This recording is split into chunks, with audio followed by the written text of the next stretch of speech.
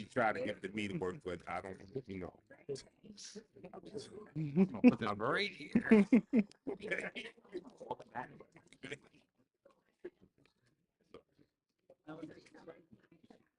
Now I gotta send him DRE to say. But yeah, they're asking if even if you didn't do formal test, but can I tell you no part of that?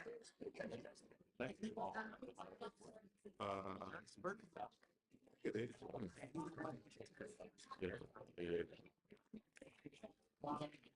You said it's been like. What's How you doing? all right? See if we can get some information behind the Suez Patsy. Yeah, right. Right, man. See, You good? like this right here. Oh, what? What you mean? Huh? Oh, Yeah, that's what I think he's going to be. Okay. she stayed there. Answer question. Man, they can get you in trouble. That's why I said, right? Hey, without y'all, all I want to do is push a button, and y'all make it happen. Okay, all I want to do is push a button. Okay, I don't know how to do anything else. How things going in your section? Everything's going, everything's going well. Yeah, and I just wanted to stop here and make sure this was okay before I go back to my session. But things are going well. I'm very happy with Morgan, period. And then today has been really superlative. So Good. I just wanted to make sure you guys would have what you need. So Yeah, we get support from your department as well. We appreciate it a lot, special. I think sometimes we need, but again, feel free to call us at any time. Directly, we there. well, well, this is a man. He and Andrea and Dr. Mendoza have been very influential in helping us.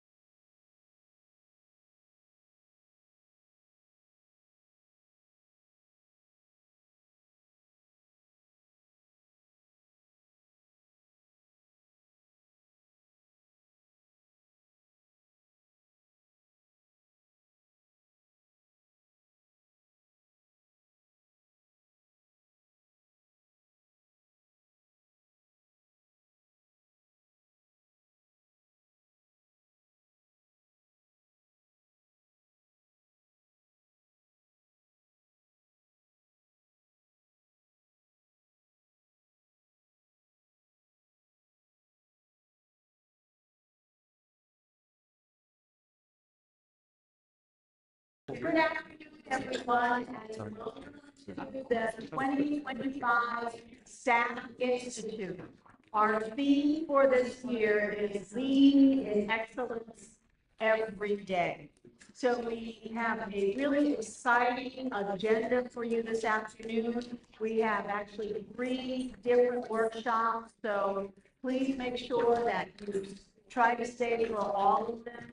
Maybe call the folks back in your office, switch off or tell them to come over. And then again at 5 o'clock, right outside here in the atrium, we will be having a session. Before we get started, I'd like to do a couple of introductions. And first, I'd like to bring up front Dr. Don Terry Beal, who is the Vice President for State and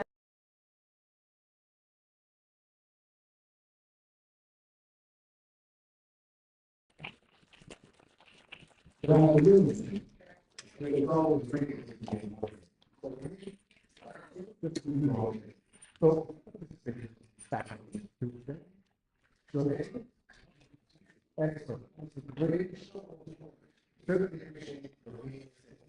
not going to take much of the time, but I think we work about relative, but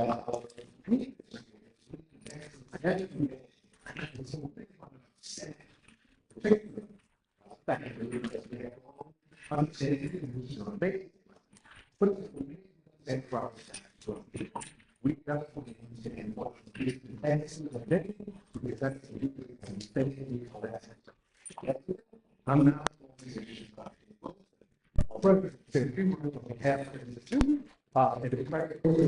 we all will give him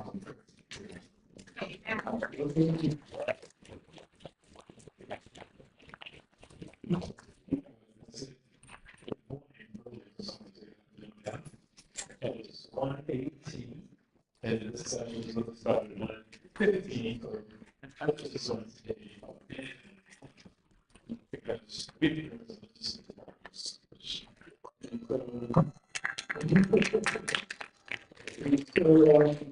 I just want to reiterate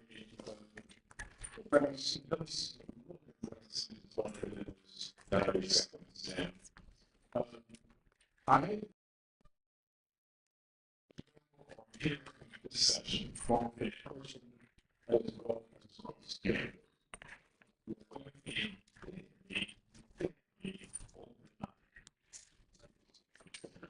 That's all.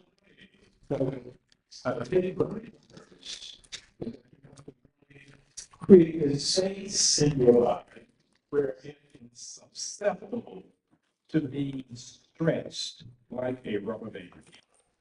And in order I'm able to fully be able to appreciate what it concerned with about the summers.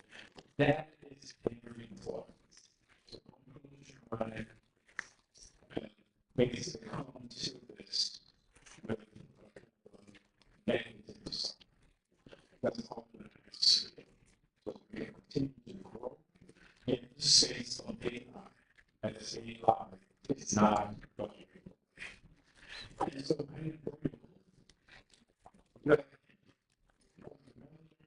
this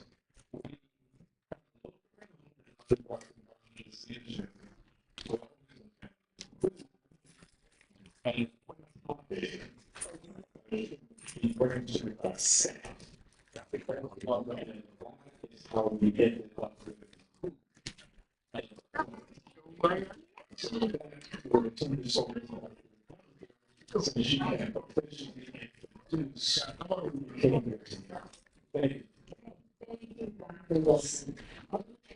so privileged as our keynote speaker for our Staff Institute this year. Dr. Timothy Summers is an internationally recognized strategic IT leader, cybersecurity visionary, and AI thought leader with more than 2 decades of experience driving digital transformation and innovation. And VP of IT and Chief Information Officer at Morgan, Dr. Summers leads information technology strategy, operations, security, and ensuring that technology not only support but advances the institution's mission of excellence in teaching, research, and service. A former executive at Arizona State University, University of Maryland, Allen Houston, Dr. Summers has designed and led transformative initiatives spanning higher education, government, and industry.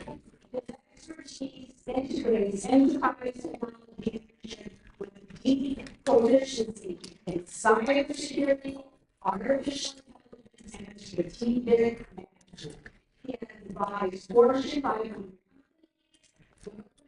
and international organizations and has been a featured expert in global media outlets including CNN, CNBC, and Dr. Summers is the author of the seminal work, How Think, which explores hacker cognitive psychology and its implications for innovation, strategy, and security. He is a sought advocate speaker, educator, and board member. He is serving on the board of the Leonardo International Society for the Arts, Sciences, and Technology and the CIP Institute. He holds a PhD in management from Case Western Reserve University and MS in Information Security Policy and Management from Carnegie Mellon University and multiple professional certifications, including CISSP and PMP. Dr. Summers is committed to fostering innovation, empowering teams, and preparing organizations to thrive in a rapidly evolving digital landscape. Let's welcome Dr. Summers.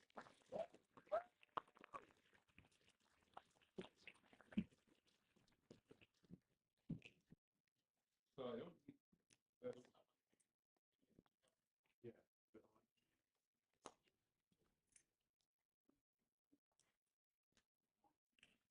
Perfect. Then will hear me okay? Yeah. Excellent.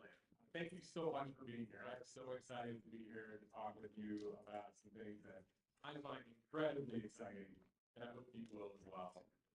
And I look forward to this really just being an opportunity for us to get to know each other a little bit, also for you to get to know a little bit about this technology that we've all been hearing about, talking about, and wondering about.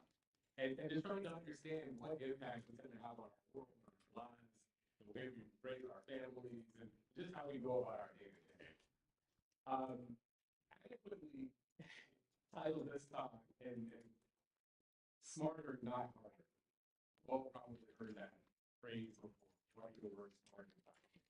That's really the theme of what we're focusing on here today. And another piece of this that I really want you to take away is that we're taking a people-first vision to AI. Another thing that's incredibly important, especially as we live in this world that just has so many different technologies happening all at one time. So one of my mentors used to say, you know, you must do the respect of your audience and tell them a little bit about what you're going to be talking about, who you are, and all that kind of stuff. So first, let's kind of start with the overview. Kind of look at the state of things, state of affairs, and where we are right now. You know, this is a time where we're seeing rapid change, probably more rapidly than we've ever seen in humanity before. More specifically, in the past, we've seen with companies like Google and Meta and Alibaba transform the world by making information and connectivity easier, making it, you know, easier, more connected for business. And kind of remember when Bill Gates wrote his book, Business at the Speed of Thought, he talked about organizations having an information digital nervous system in the mind that blew off thinking, oh my gosh, what could that mean? It means all kinds of efficiency, productivity, and people being able to do a lot more with a lot less, which quite frankly, I think most of us know what that's like. But now AI is supercharging everything. It is changing the game. There is no part of the industry that is going to be untouched by AI, not a single solitary one. Combining massive computing power with instant global reach is pretty much like our generation's space race. Every country on the planet is racing to see who can have dominance in AI. And here's the thing, we're seeing AI take over so much that, you know, the CEOs and leaders of these companies almost seem like they're leading the world down a path that we're all really not quite sure where it's gonna end up. So it's an opportunity and a time for us to really take the bull by the horns and try to be leaders in the space, and not just followers, and not just sort of end up somewhere and say, hey, the AI was done to us, but rather for us to be potentially architects of the future. Like athletes breaking records with smarter training, with better data. AI is doing the same thing for business, education, and everyday work, just a lot faster. In fact, there's a going bet right now in Silicon Valley among Silicon Valley CEOs, and that bet is when we the first one-person trillion-dollar company. Think about that for a second. One person commanding an entire trillion-dollar company with a bunch of AIs doing the things that, the little tedious things that a human would spend hundreds and hundreds of hours trying to calculate, you know, this spreadsheet and that spreadsheet, and it might take you 20 years to do all that. Done away. Just recently talked with a CEO of a new company, AI company. These guys started the company 8 months ago, already billionaires. One of the things I tell my students is that when I was coming up and we talked about creating startups, you know, we had a year, maybe 2 years to get our technology and things like that together. But today, when I talk to my students, you have a series of months to get yourself together. Trying to figure out your co-founder, trying to figure out your business plan, trying to figure out your ideas. You don't have a lot of time anymore because the people who are out there competing against you, they also have access to the very same tools. And it may not take them 8 months, it may only take them 3 months. Right? So something to think about here. And unlike the past tech waves that took years to spread, AI came instantly. OpenAI's ChatGPT is the fastest growing app in the history of mankind. More people use that app every day, every month, every week, every year than ever need. Ever. That's massive. Absolute massive time that we live in. And it's growing. It's here. It's not a question of, like my old boss at the DoD, I come to the chief at the NSA, and my old boss used to say, it's not a question, it's a question of when. The revolution here. It's already here. Are you living in the age of it? So now the question is, how do we work, how do we lead, and how are nations going to compete? I'm pretty sure that you need to be about the race between the United States and China and others.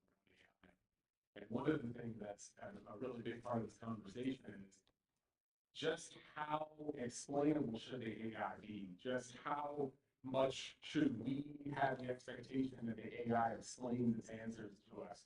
The responsibility around AI, the transparency of how the algorithm works. And I don't like using a whole lot of jargon. An algorithm is just a simple way of saying a mathematical recipe. So if your grandmama or anybody's ever done a recipe for lips with a pie or anything like that, that's an algorithm, right? So if you hear me from an algorithm, I'm just talking about a mathematical recipe. So it's always good to say a little bit about who you are. I am Dr. Summers. Thank you so much, Dr. Mellinger, for the introduction. Yes. Speaker, writer, I do a bunch of stuff. I love hacking bits. I travel the world meeting with hackers all over the place. I mean, you name it, I've probably been there. Everywhere from, you know, executives who are hackers in companies all the way to meeting someone in a back room and they got a bag of cash next to them at a bar. I've been there. Kind of talk to them, hey, you hacked a Swiss bank. Why did you do it? Because they left security vulnerability open, it was stupid, and we needed $20,000 to buy the visa. I mean, I've heard every excuse that you can probably hear about why we hacked it and how we got there, you know, who we did it with, you know, it could be, you know, a group of people, 15-year-olds working with 30-somethings. I mean, I've seen it all. And also an occasional witch hunter. I got an opportunity to really blessing my career to be able to share a little bit of hacking insights all over the place. Opportunities to talk at Google. Dr. Wilson and I talked a little bit about the different Google offices and the things that we see there. Also had a really great pleasure and privilege being able to talk and broker deals with NASA. I'm a big space geek, so you know there's a couple of space missions here. Just pick up, help myself a little bit. This is actually a full duplicate of the International Space Station that NASA has in a swimming pool for real live demonstrations. Imagine how big this swimming pool is. Now, this is something completely relevant to our conversation today. This is NASA's humanoid AI robot that they are planning to put into space to carry out missions. So this is actually probably some of the most forward-thinking technology coming out of NASA AI happening right now. And then this is also the space station where the astronauts train.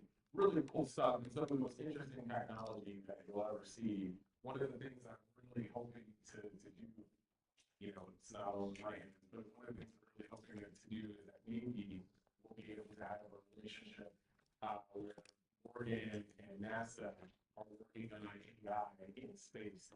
Because I don't know if you guys know this, but we really don't know what happens in space after humans get there for 365 days.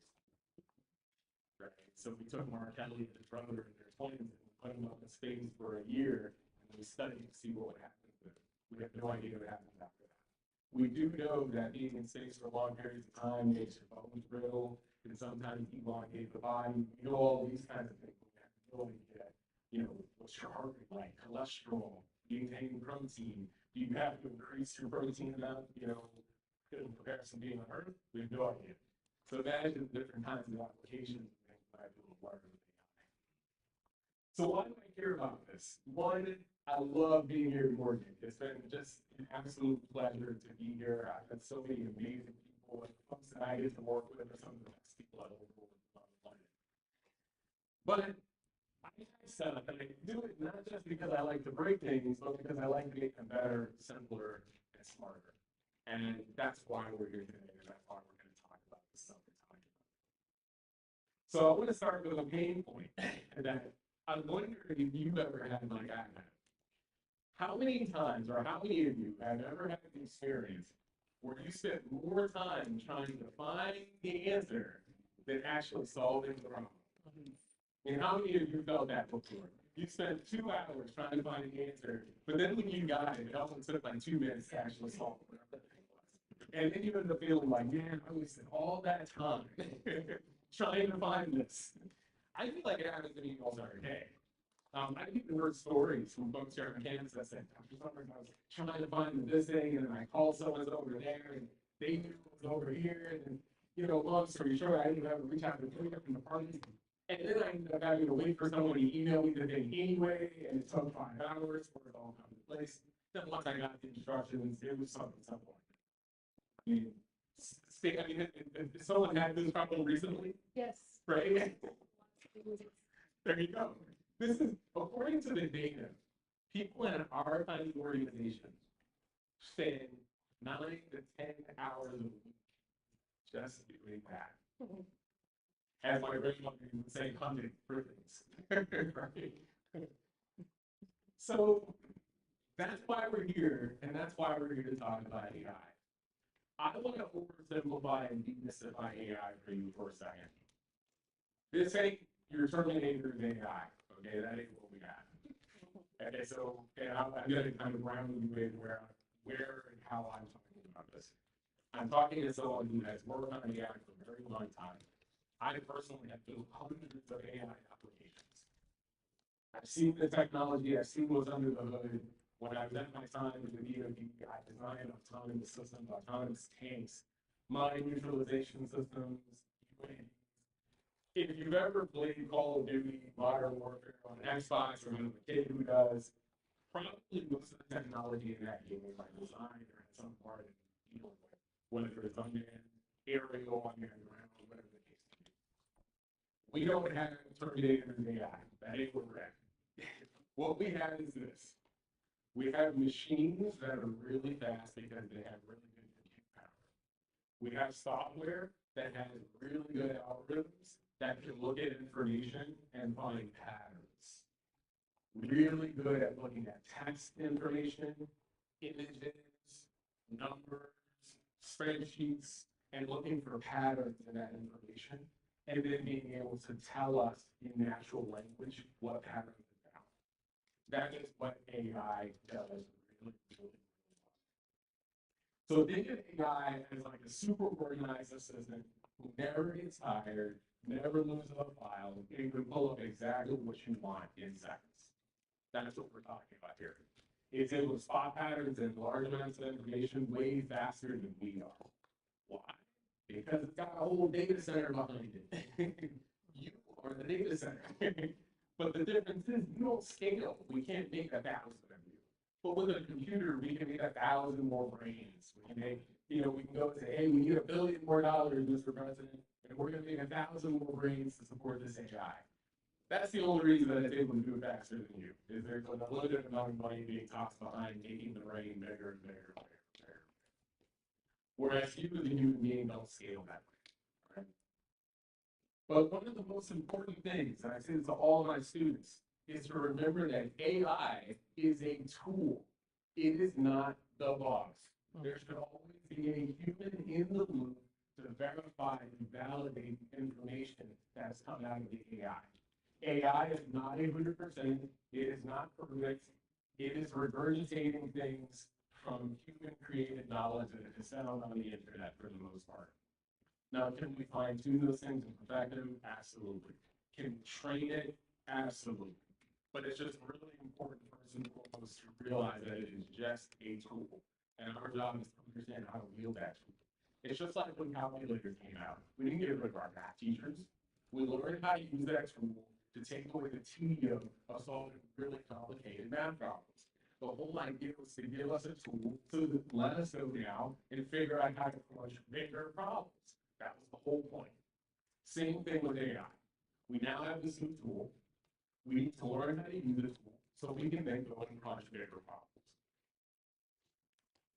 So, wanted to share this with you here. Each of these is a wave of innovation that has happened in humankind from the 1780s all the way up to now. And so you can see here, around about 1890 to 1910, there were 3 waves of innovation that were pretty massive. Internal combustion engine, pretty important. Couldn't have cars without that. Electricity, pretty important. We're all using electricity right now. Telephone. Think about how groundbreaking those 3 technologies were for the people before us. Right? Now look over here at 2030. Now look at how thick the AI wave itself is. And look at all the other ways that the AI wave is amplifying. Do you notice how much bigger those waves are in comparison to, for example, internal combustion engine, electricity, and telephone? This is expected economic impact. So the market is expecting AI to have almost triple the economic impact on humankind that heating electricity had.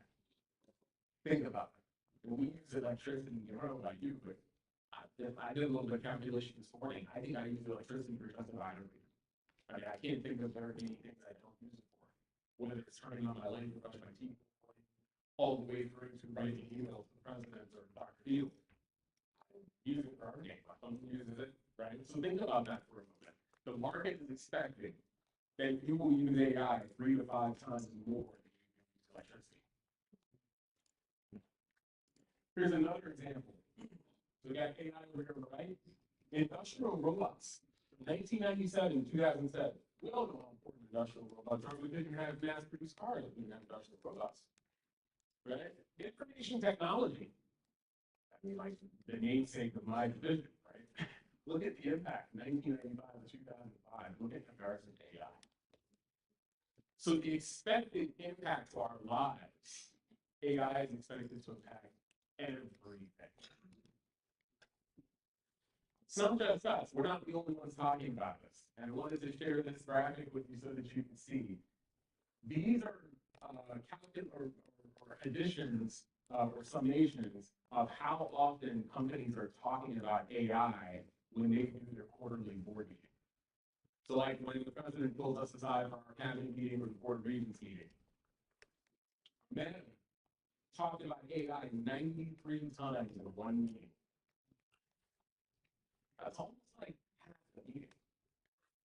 Imagine that. Imagine having a meeting with your leadership for a couple hours, and 50% of the time you guys talk about AI. my colleagues would be tired of me if we were talking about AI that much. 85 times, 77 times, right?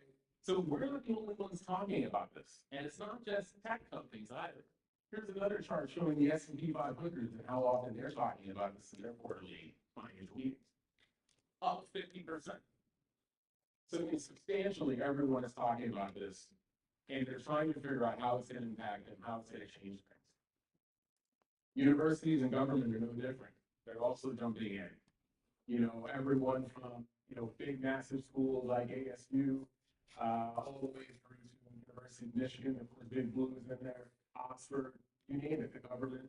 I don't know if you guys heard, but NVIDIA has just agreed that for any chips they're going to sell to China, they're going to give the U.S. government 15% of the revenue. Think about that. These chips are not cheap.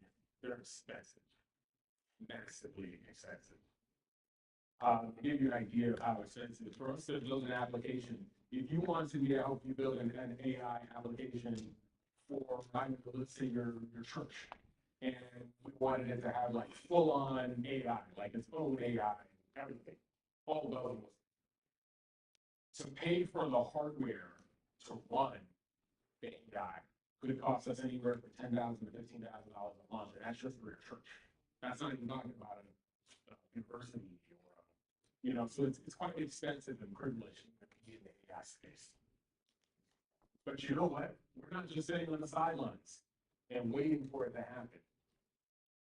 We've produced one of the most groundbreaking and forward-thinking presentation strategies on AI that I think any university has really put out. And this is our Morgan State University AI Strategic Innovation Agenda. The president was forward-thinking enough to encourage and ask us to put a plan together, and then to review our plan with a fine-tooth comb and give us his endorsement. And we've now been doing socialization of this plan. And there's a number of things that have come out of this, and I'm really, really excited to share with you today.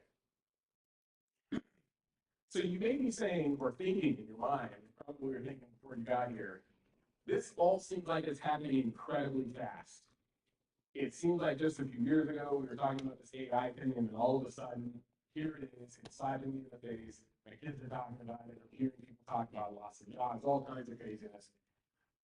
Is it me, or is this stuff happening really fast? It's not just you. It is happening really fast. Here's why. Because it's not just AI happening.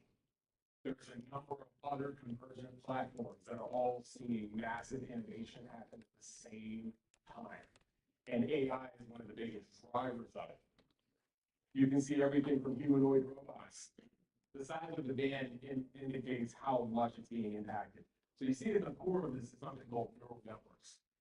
Neural networks are the technology that sits at the core of what we call deep thinking.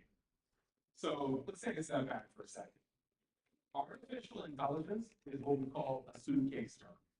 Meaning it's a big box that you can put a whole bunch of stuff in it and call it AI. Okay. There's lots of different types of AI. The ones that you're most familiar with are two different types: machine learning and deep learning. Machine learning is just about using algorithms to go through large amounts of data and find patterns very simply. Deep learning involves using neural networks for that.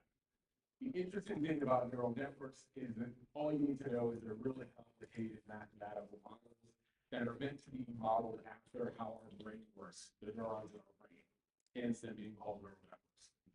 The advancements in that technology has now enabled advancements in a lot of other technologies. Reusable rockets, that's what SpaceX is doing. Advanced battery technology, that's what Tesla's doing. Humanoid robots, Tesla and a bunch of other companies, Boston Dynamics, they're all doing that. Distributed energy generation, next generation cloud. That's how you, Google, and a bunch of other folks are working on that. Smart contracts, cryptocurrency, digital wallets, all things that you probably heard about.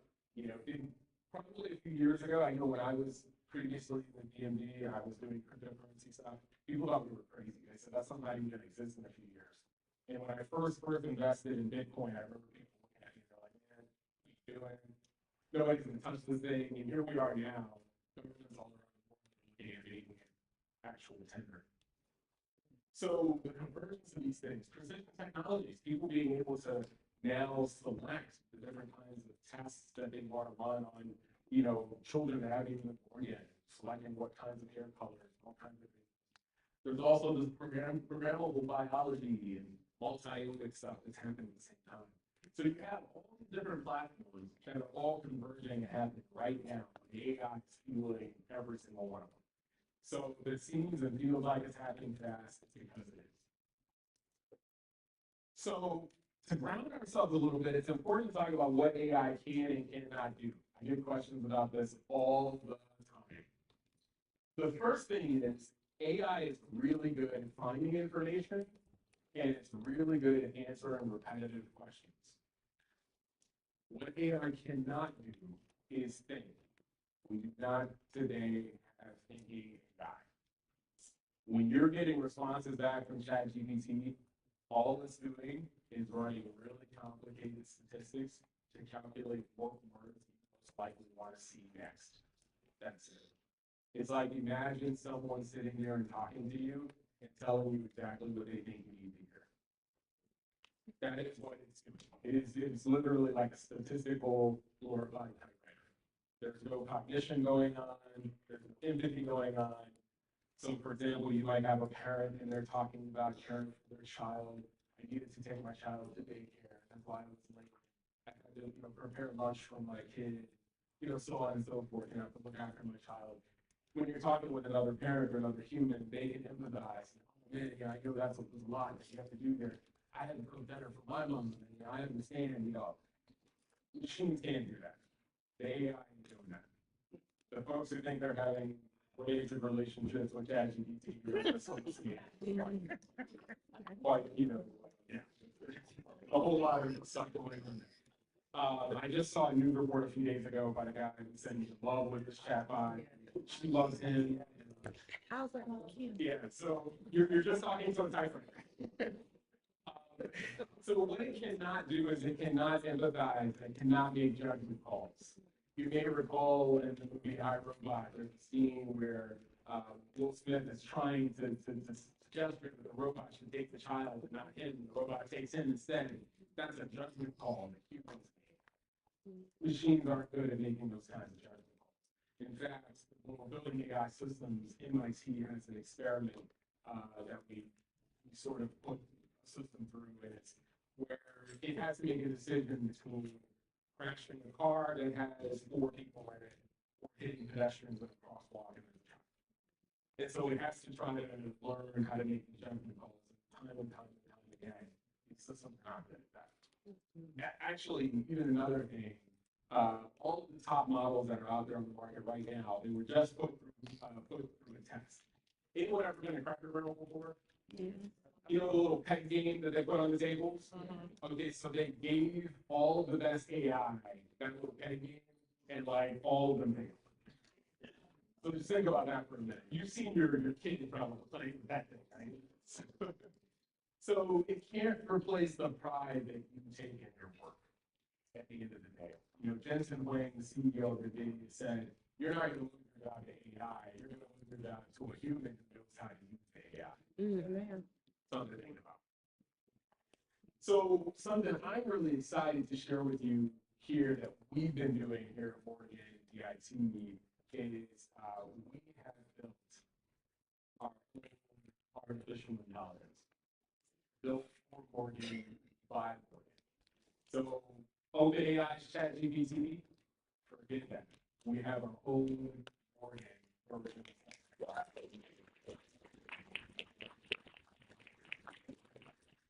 This is exciting for a lot of reasons. It means that going into the era of AI, we will own and operate. And that's huge. That level of autonomy, that level of sovereignty is very important going into this next phase. Because AI systems are so hard to develop, most universities are simply just going to Google or going to whoever and say, hey, can we just rent the AI from you? And we'll just send you all of our data and you can just send us back the AI responses. And we said, no, Morgan has existed for over 100 years. There's an immense amount of history and culture and knowledge right here. So we can build our own AI, trained up, built for us by us, by people right here on campus, built by folks who know us the way that we need our AI to know us. So that's what we're doing. So we're building the future here, and we're inviting you to come on this journey with us and help us make it better, help us improve it. Building software is hard. It takes a lot of rounds of testing and people saying, hey, that didn't work the way I wanted it to, this worked really well. And that's why even in the system, every time you get a response from the system, you can thumbs up, you can thumbs down, you can get the feedback, you can say, hey, the system didn't give you the kind of feedback that I wanted. Another thing that I'm really excited to share about our AI that we call Obsidian Core, really excited to share about Obsidian. We had guests on campus from NVIDIA, the leading AI company on the planet right now. And they were looking at universities around the state to invest in. And Oregon was, my understanding, was the lead addition to the lineup. We were the only university that they decided to invest in, the only university, including Compton,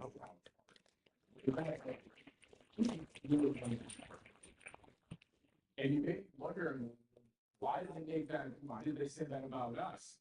Well, one of the techniques that we use in our AI, I won't bore you with the details, but it's called retrieval augmented generation. Long story short, what it means is that when the AI gives you a response, it gives you a citation from book knowledge. So when it says, hey, here's your answer, here's a link to where I found it on page 6. Do you want me to pull it up for you?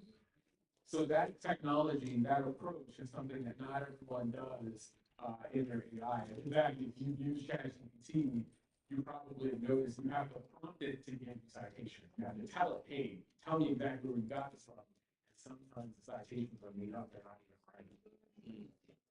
Right? So what we've done instead is we've actually taken Morgan book knowledge, institutional knowledge, put that into a database, and then allowed our AI to be trained up on it so that it can actually talk to you about the actual contents of those documents, whether they're policies, guidelines, guardrails, procedural documents for any department.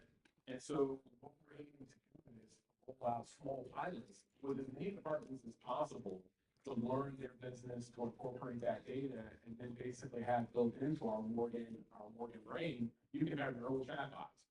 So with Obsidian, as it's built today, our Morgan departments and divisions can have their own chatbots and as many as they want.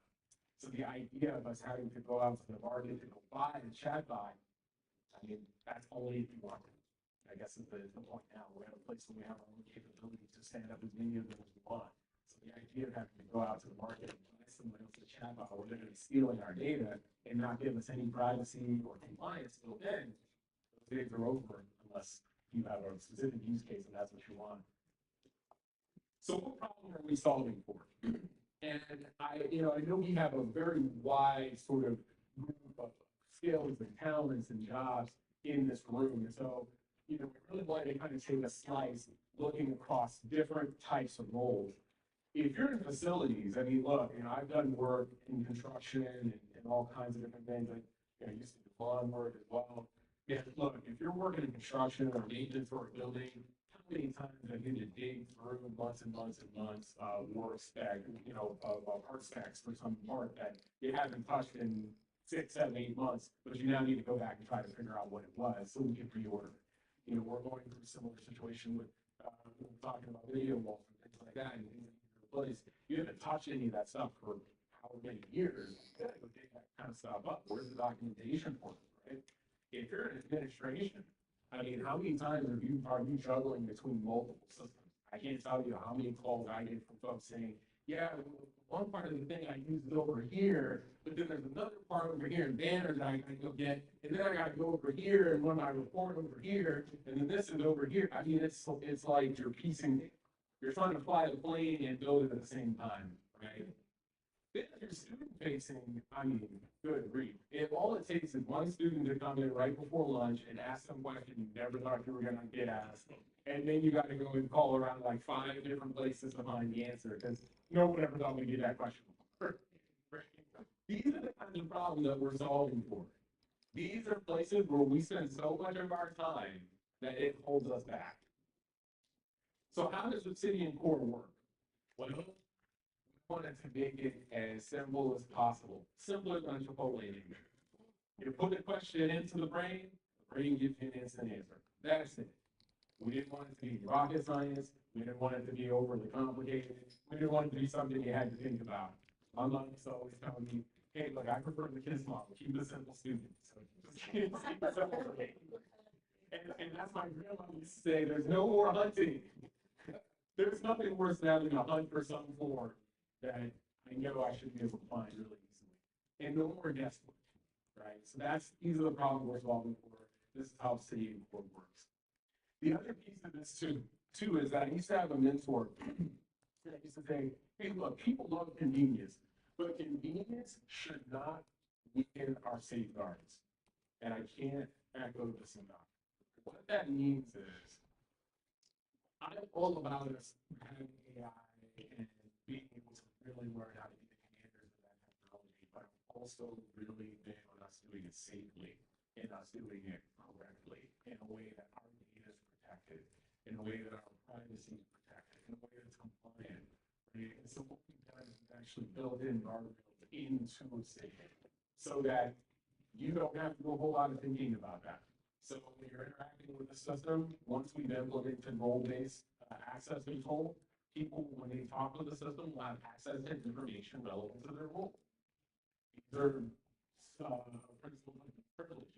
We make sure that folks can't talk with the AI about things that they shouldn't be talking with the AI about. All kinds of crazy things you should probably think of that somebody's probably asking an AI. There's somebody out there asking an AI how to run a thing, not realizing that they're watching the whole conversation. But what we've done here is we've built in, because we're a university, we have to think about things like FERPA, all kinds of other regulatory, rules that we have to be mindful of in our environment, right? And so what we've been doing is trying to build into the system these guardrails to make sure that when you're using the system, it's very easy for you to use. And the compliance is very easy. In fact, when you load the system up today, one of the first screens you see is one telling you, hey, AI is not perfect. You need to review the output when you get it. Don't just take it at face value and just move on to the next thing. And whenever my students, I'm sure there's some folks who are worried about students using AI in class. Every time my students use AI in class, it's so obvious. It's so obvious. It's like really obvious. You get somebody up there and then they're just like talking and talking and talking. And you say, yeah, you mentioned the HCV acronym. What does that mean? Well, I don't remember what that means, but I can look it up for you. But you just presented it like you knew what it was. There's all kinds of little loopholes. So if anyone's curious about some tips and tricks you can use for teaching your students with AI, more than happy to share with you. There's even little things we do when we put Easter eggs in the instructions, and they're blended into the text. So if the student copies and pastes the instructions in the OpenAI ChatGPT engagement, my assignment for me, I did this to one of my students. They had to write an essay. And so in the instructions, hidden in the instructions, I put in there that at some point you must mention a white fairy. The essay had nothing to do with fairies. It was a business class, business technology. And so when they copied and pasted the instructions into ChatGPT, it didn't produce an essay. But as I'm reading the essay, guess what I read about randomly? A white fairy. So it's pretty obvious that all they did was copy and paste it and put it into ChatGPT. So there's all kinds of little interesting tips and tricks that you can use for checking out whether or not your students are cheating. But frankly, it's one of the least things I'm concerned about is whether or not a student is cheating with ChatGPT. If anything, the data has shown us is that when students leverage the technology, it actually teaches them how to ask better questions, which is actually one of the things we want people to learn when they're in university, is how to ask better questions so you get some of the information you need. So let's look at role-specific benefits here. Admin-facing, student-facing facilities, I wanted to try to give you a little bit of a slice of everything. From an admin-facing perspective, look, what if the computer did the busy work? Not all the work, but the busy work. The stuff that gives you a headache. The stuff that's just so tedious, you're like, man, I have to spend an hour and a half, 2 hours of my day doing this. The thing that when you get up in the morning and you think about work, you're like, man, I got to do what's it? Whatever that is. Student-facing. What if all your to-dos were in one place? Right? All answers in one search. Imagine that. It's within our reach. All we have to do is put the data in and let the AI do it. Facilities. What if you found information in seconds? Those specs you were looking for, the historical installations and repairs that we've done over the last 10 years. What if you needed to pull that up and, look at, how often we repair certain pieces of equipment around campus? All of it in one place. Imagine being able to just pull up a prompt, show me the historical performance in such and such building from a maintenance perspective in the last 5 years. One of the things that we can do in sitting right now, and looking at Kimberly, our project manager, who's sitting work, we have been able to ask the city, and hey, Kimberly, just raise your hand for a second, so folks can see. So Kimberly's actually our project manager for the city work. So if you're wondering, yeah, a lot of others, because it's been a ragtag team. There's only been like 3 or 4 of us building this, and Kimberly's been really guiding this. So if you've been wondering, oh man, he's talking about how there's some software, there's some, are there real people? They're real humans doing this work. So look, we are looking to replace our headaches with AI. We're looking to utilize AI as a tool for helping us mitigate and work on the things that slow us down. You know your business better than anybody else does, so you know exactly what activities are slowing you down in your day-to-day. Those are the biggest and best candidates for utilizing AI. And, we want to invite you to be a part of this conversation to help us shape the technology. And that's another thing that I think is really important. So where are we trying to go here? Wouldn't it be really nice if you could finish your to-do list before the coffee got cold? Right? I don't know about you, but man, that would be really good. But that's the future that we're building here. That's the future, the kind of AI future we're building at Morgan, and we're inviting you to be a part of it. Now, what's the call to action here? What are we asking you to do? We're not asking you to accept any and everything about AI. That's not what we're doing. What we are doing is inviting you to try it, to test it, to be here with us, crafting out what Morgan's path looks like, to help us co-create together, to help us define Morgan's future narrative. I believe that Morgan is best positioned to have a conversation, not only regionally, but nationally and internationally, as it relates to ethical and equitable AI. The conversation around just AI, the conversation about responsible AI.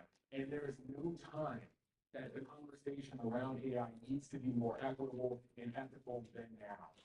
So we're inviting you to be a part of it, to try it out with us, to give feedback. You want to try out a Simple City and Core? Talk with the leadership in your department. Tell them that you want your department to be signed up for a pilot. We're doing 2 pilots at a time right now. We've got our first pilot signed up with HR and with CICS, and we're incredibly excited about it. I wanted to actually share with you, Emma's here. Emma's from CICS, so we're working with Emma back there, one of our collaborators. So there's a lot of really, really excellent stuff happening. And if I could just kind of share really quickly Emma's use case, but I think it's a really fascinating one. So they have students who are coming in, they're non-traditional students who might have a portfolio from work that they've been doing. It might not be important to somebody else that you know how to grow spice and peppers, but maybe a horticultural professor might want to know that. And so they might have a portfolio with all kinds of really interesting things that they work on throughout their work career. And Emma and team have to go through and look at what kinds of experiences and credentials they have and try to do a mapping for our course catalog to see places where we might be able to generate credit. Now, that's an incredibly time-consuming process, as you can imagine, with that mapping. And, I have a huge amount of compassion for what Emma and team go through doing that, because as someone who's been a non-traditional student, man, you really hope they get that mapping right so you get the credits that you need, right? Well, what we're going to do is we're going to actually do a pilot with CICS where Emma and team will be able to ingest the Morgan course catalog. Emma and team will be able to just upload the student's portfolio, and the AI will do the first mapping automatically. And it'll say to Emma, hey, here's the mapping to the course catalog. take a look and tell me what you think. And so then at that point, right? So this is huge. This is something that we'll be able to save a ton of time. And Lord knows how much time it takes the team to do this. But just think about how it might take hours, and this is an opportunity for us to take something that might take hours and do it in mere minutes or seconds. So we want you to see yourselves as co-creators, reinforcing this build for Morgan, by Morgan ethos. And it's something I'm really excited about. So look, guys, let's do it together. This is my contact information. Please reach out to me if you have any questions or curiosity. If you go online and look up how hackers make it, 9 times out of 10, that's me.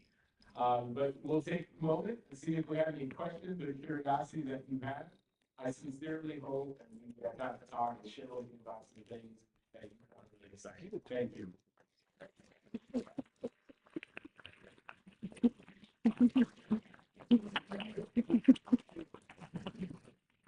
So if we have a few moments, Dr. Mullinger, for any. I think there's some right here. Right. Over here, it's over here. Yeah, we can pass it around. Right, That's what-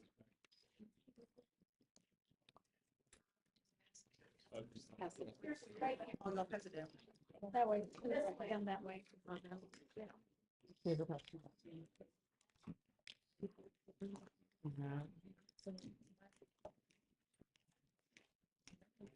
Hi, just very quickly, I currently work in student employment, so I had a bigger question, of course, and how we can have students join this. Yeah.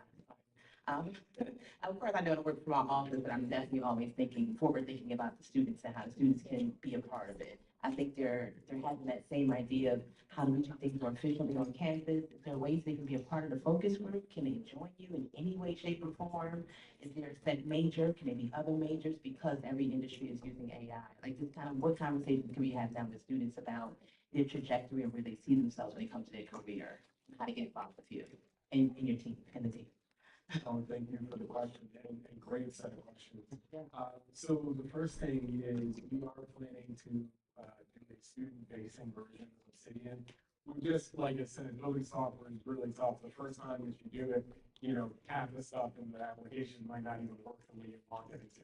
And so what you want to do is put it out for a few rounds where you can get some of your hosts and colleagues and friends, I like to say friends and family, to beat up on it a little bit, kick the tires on it, and tell you how much it really stinks. Before we start rolling it out to users, one of the things that we're definitely going to be doing is focus groups with students. Because at the end of the day, I'm a huge stickler on what we call user experience, and it's how you feel when you're using the application. Is it showing you stuff that you want to see? Is it answering the way that you want to be answered? All of those kinds of things. And so there's going to be multiple rounds of us learning from ourselves as staff. Once we start getting more faculty folks involved, faculty, all of these different user groups are going to ask different types of questions of the system. And another thing that we got to build into the system that is on our roadmap is, as you're communicating more and more with the system, it will make the system smarter and smarter. And the beautiful thing about this again is for Morgan by Morgan. So it's not like we're making Google smarter. You understand? We're not making Facebook smarter. And the other thing too is when we do things, so we've got a pilot that we're planning in student affairs because they're really keen on the kinds of questions that we get from students. We actually built a prototype of a student-facing chatbot, but we kept it really simple to only being able to talk to the user about policies that existed. So you can go into Obsidian right now and say, hey, what does the student handbook say about plagiarism? And it'll tell you exactly what the student handbook says, tell you what page you go and learn about it. You can ask it, hey, what are the housing prices for 2026? And it'll pull that up for you. But it's just in this early stage. We've been really trying to focus in on faculty and staff internal to the institution and really sort of eat our own dog food first. So that when we do roll it out to the students, we have something that's actually been low battle tested before we just totally put it out in the wild.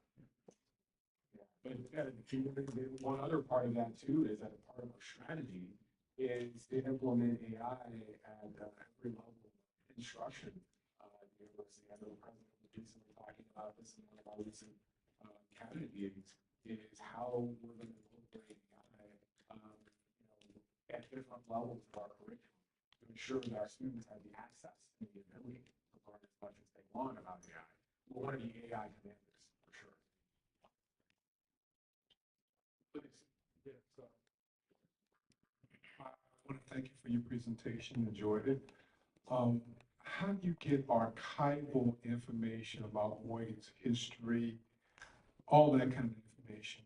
Because I know these big ChatGPT, they would love to get a hold of all of our data. How do we get our archival data into the system? Great question. So the president and I have talked about this a number of times already. He knows how excited I am about being able to take Morgan's archival data and feeding it into our AI and training our AI. In fact, I believe that that is one of the things that will make us incredibly unique. Every Morgan has existed for over 100 years. It has its own knowledge core that consists of African American knowledge, academic knowledge, research knowledge, science knowledge, cultural knowledge, humanities, societies, you name it, civics. And our understanding of those things are completely different than other institutions' understandings of those things. Now, imagine if we trained up our version of Morgan AI on Morgan's cultural and historic archiving information. You then have a Morgan AI that perhaps someone might pay for access to. Maybe someone may pay for access to talk to the Morgan librarian. Maybe there's a Morgan AI that can talk to you about everything throughout the 100+ years of Morgan. Talk to you about everything from alumni to amazing inventions throughout human history that Morgan alumni were part of, and Morgan research was part of. Or perhaps places throughout the cultural history where Morgan had some kind of impact in a way that we didn't even know that Morgan had that impact. But because it's across hundreds of thousands of disparate data pieces and our AI is able to connect those dots, we're now learning about contributions that we didn't even know about. Right? So there's some really interesting ways to do that. So let me give you a really simple answer to your question. Literally, how we do it is this. We put the data into the brain, and then you'd be able to talk to it as simply as that. That's it. Okay, we'll come back to this gentleman and then we'll come back. So quick question, as you're trying to work this out for faculty and staff, what's the likelihood or probability that there'll be like a certificate program and we can work alongside the program, learn it, improve our skills, but also contribute to the project? Great question. So I'm going to answer the question backwards. So I am a huge proponent of being self-resourcing. Blame it on my grandfather. Just like to be self-sufficient. And one of the things that we've been thinking about is creating a track of training for folks around AI. And so because we don't have the resources to create such a thing just yet, what we're doing is we're relying on free resourcing in the meantime to help our folks shore up their skill sets. So a perfect example of that, I'm looking at my folks because the folks in EIT have already seen this, but what we've rolled out to them is Google training, generative AI for non-technical leaders that Google is doing for free. And so you can take the course for free, and there's a $99 exam fee if you want to get certified in it. And what we're saying to our EIT staff is, hey, if you take the course, we'll pay you for the exam training, get certified in generative AI.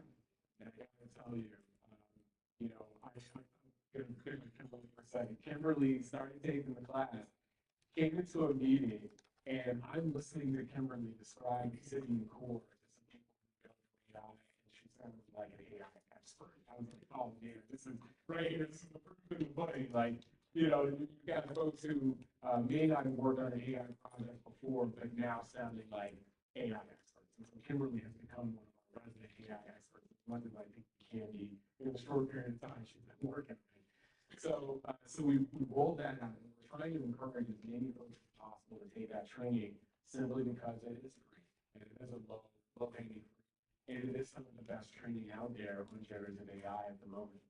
But eventually, we'll have certificate programs, you know, people are talking this morning about some of this. One of the basic things that we can absolutely do here at Morgan, and if I had the bandwidth for it right now, I would create the class myself, right this moment, is an introductory course on prompt engineering.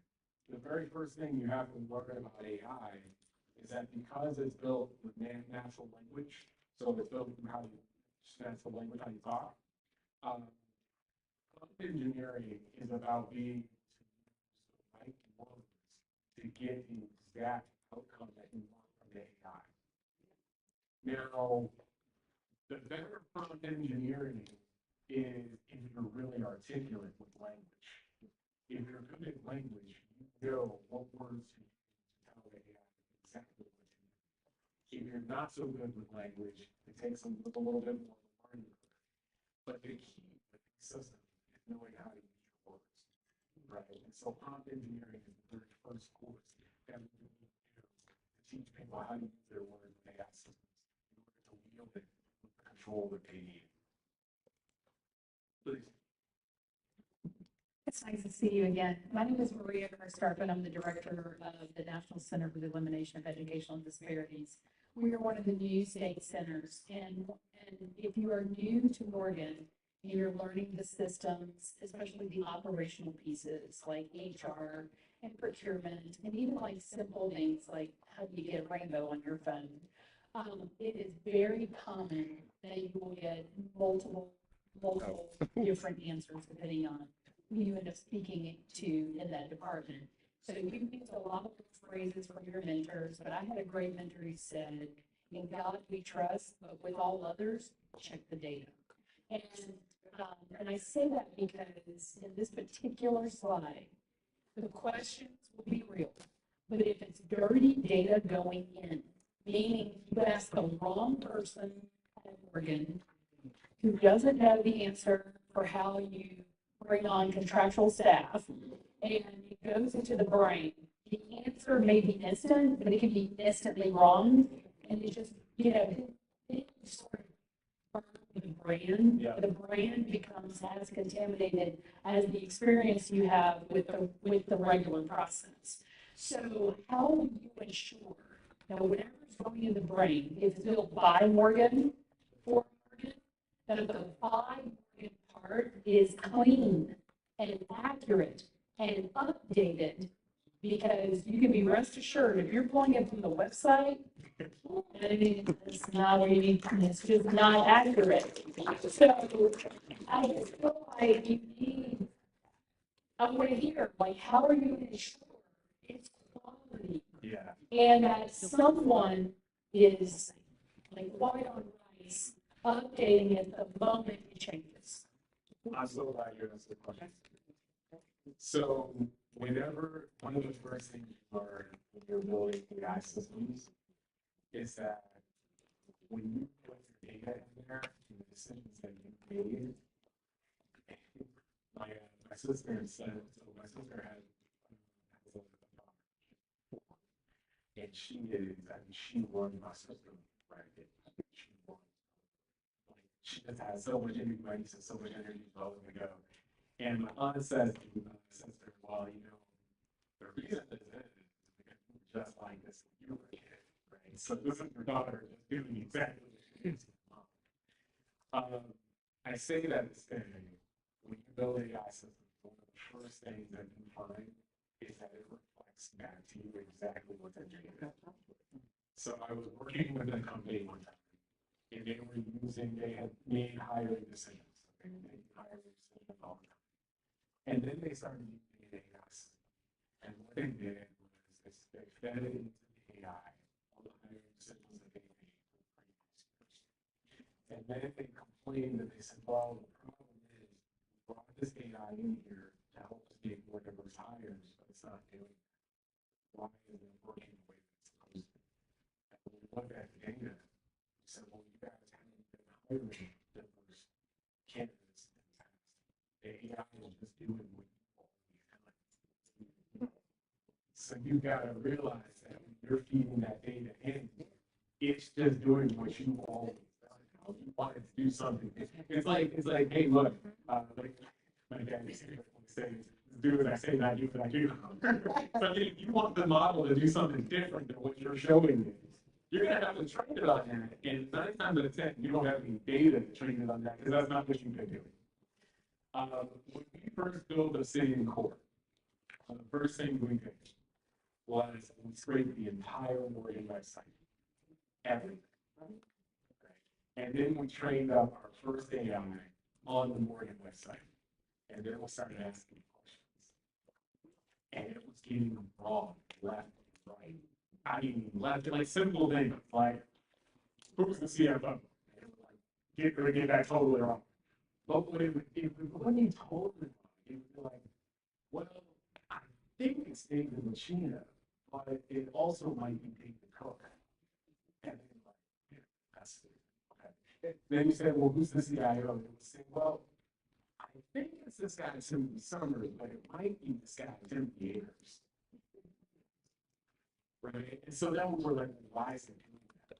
So then we opened up the hood and looked at the code. Found was that across the board in website, there is a ton of conflicting information. So what would happen is when the AI was looking for Timothy Summers and contact information technology, it was finding like 5 or 6 other documents on the Morgan website that talked about another Timothy related to technology. And when it saw that, it's like, hey, look, I'm getting all this context and I don't know which one of these is the right one. You said in like 5 different places on this website that this is activity, but they have multiple last names. You haven't told me which one's right. When we started looking at that, we said, okay, so we can't rely on the website that This is a very good point here. Excellent point, Dr. Summers. Let's start with the Morgan State University board approved policy. Okay. Those are the board approved policies. Be it the procurement manual, the faculty and staff manual, the professional staff manual, all those are board policies. I think what Dr. Carstrom is getting at here, which is something I experienced. I don't think our colleagues go to the website, whatever challenge they're facing initially, and read the policies, right? As opposed to what I call the practice of things. Because if you are relying upon someone to say, oh, this is how you do it, and that person has not read the board approved policies, then that's not the way to do it. So I would hope that through this process, it would encourage everyone at work to absolutely know what the policies are. And therefore you bring to a standstill this kind of informal I think you go here and then you go here and then you go here, because they may give me information where they themselves have not followed the policy. And so I think of this as an opportunity to make sure that everyone at the university is competent in understanding what our policies are. And then of those policies, when they are passed, we have to write this in, say whomever. So the provost is responsible for developing the procedures, or the president is responsible for, and I may delegate the development of the procedures to implement that policy to someone. But those procedures must also be published. And when the internal auditors come, they're going to be looking at, so what's your policy? And then how do you implement this? So show me the procedures you go to implement it. And they're looking for something written. So that's the first point. But I'm interested in hearing your views on the quote unquote firewall. Uh, Because I'm very excited about the concept that you put forth. What kind of words of caution, though, might you give this group as we're bringing this to a close, where we don't go out and I'll just use like the Bursar or financial aid office, and we start entering data that could be very sensitive data onto like a large language model where we are putting out there for the public, you know, you, the good guy, but the bad guys who are world-class hackers, this sensitive information where all of a sudden now the Bursar's office has all this sensitive information out there about our financial operations, our financial brain. The financial aid office has all of this sensitive information, right? So there need to be many more of these to make sure that we are saying to people, don't turn over to this big AI out there any sensitive information about Morgan. And if you're thinking about turning over to that model, anything, perhaps they should come to your governance group. Yes, yes. So you're spot on both points. So the first point, that's exactly what we ended up doing, was when we saw that the data that wasn't policy was unreliable, we went to what is the ground truth. And we found that the policy documents that came from the board and so on, those are things that have been set and have rules in there. So actually, President Wilson spot on. What we did was, the first thing we did was ingest all of the board approved and issued policy documentation. And then any additional documentation that linked from that truth from there. That way we actually have ground truth. The second piece is that when you ask for a response, the system provides you with reference in where in that policy it got its answer from. So you actually then have a ground school truth place to go in the document to actually see, oh, I found what I'm looking for. In terms of the security safeguard, so the first thing I want to say to everybody here, if you are using an AI system today, ChatGPT or Claude from Anthropic, do not put company or university, private or classified data into it. Do not, please do not do it. You know, if you're asking me general questions about stuff, one thing, but in terms of like how our sort of innards of how we work and function, those things, you know, you don't want those things in ChatGPT. Now, why? Well, ChatGPT, one, is owned by OpenAI. Two, is on the public internet. Three, something you may or may not know, ChatGPT, OpenAI was, it's now been, there's been a judgment against them now from the Southern District of New York. And I think every AI provider that's out there publicly, like Google, happens the same thing. But now, by law, they have to save everything that you say to the AI and then it says back to you for future litigation. So perhaps you're talking with a system about, none of the folks in here would do this, but let's say you're talking with a system about something you really don't have any business talking to it about, robbing bank or taking drugs, whatever the case may be. Unbeknownst to you, those things are being saved in the system. And let's say you go and commit one of those crimes, OpenAI can be subpoenaed to pull up that whole conversation and use it. So there's all kinds of really interesting things that are happening around privacy now because of using these.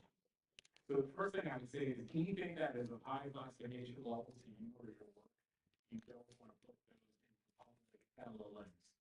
An LLM is a large language model. The other thing too is that the large language models are learning from what you put in. So this happened actually to some employees at LG. They were putting, when ChatGPT first came out, they started putting corporate data into ChatGPT, and then it started regurgitating some of that corporate classified stuff to regular people on the internet. And so that became a really big issue for LG. So you don't want to do that. What makes what we built slightly different is that One, the database is owned by Morgan. The AI is an open source large language model owned by Morgan. Other than the fact that it lives in a protected private cloud, nobody else has access to the data. So one of the first things the president's question is, we will protect it just like we would protect any other kind of software system that we don't want anyone to have access to. The second thing is that we're protecting the database that way as well. So the beautiful thing about us is that we get to decide what happens to the database, who has access to the database, what data goes into the database, what data is curated for the database, what data has a certain quality threshold. We have the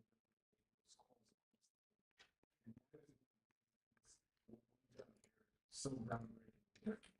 The other thing is that it does give you citations of where it gets its information. That also makes it different. You're probably going to notice that when you ask ChatGPT for an answer, even though it learned on information that you probably wrote and put on the internet, it doesn't say, yeah, I'm getting this answer because I read something and it wasn't fun. It doesn't trick you, right? It just gives you like it just came there. Right? Whereas with the city, it actually is going to say to you, hey, yeah, you asked me about the policy, or you asked me about the policy from the board, something policy from 10 years ago. Here it is. That is one of the biggest things. That's the thing that really exciting about this course. And then also motivating. Right now, we'll say that systems this gets back to the student-facing question. Because you want to make sure that your system can adequately address conversations that you might have with someone who was creative of us, like our students, asking things that they might not should ask in a negative way. You want to have guardrails in the system that can steer them in the right direction. No, I can't talk with you about kids in this place. I can talk with you about this. Right? Oh no, I can't talk to you about that. But I can refer you to this policy. So these are guardrails that we build into the system, so that you really can't talk with the system about things you shouldn't be talking with the system about it. And if a department wanted to add in guardrails, you can do that. There's certain things that I say, yeah, here's where I am, and then the last thing I would say that makes our system different is role-based access control. So what we're able to do is sometimes slide the system from institution sets totally in terms of the conversation you can have. So if you're in a position that requires you to have access to, I don't know, the internal reporting from the comptroller, your role in the mindset is that if you don't have the role that requires you to have a job or have access to that information, they're able to say to you, oh, I'm sorry, you don't have the appropriate privilege. So I think that is the question.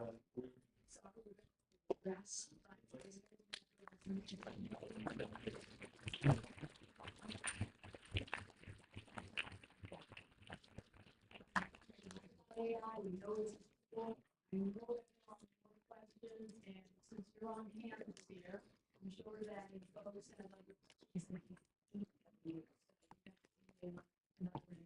Okay, so one more.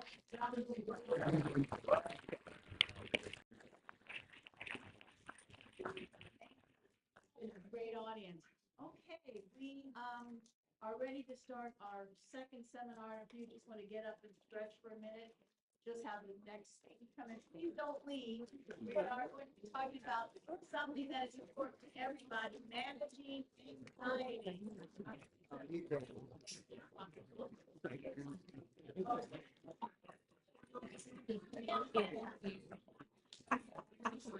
Hey, hey.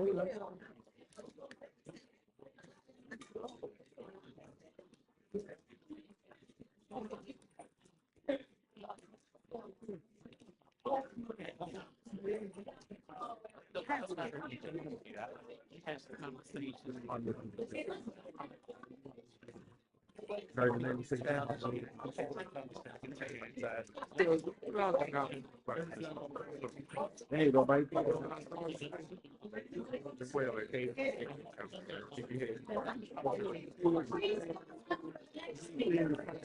About 5 minutes.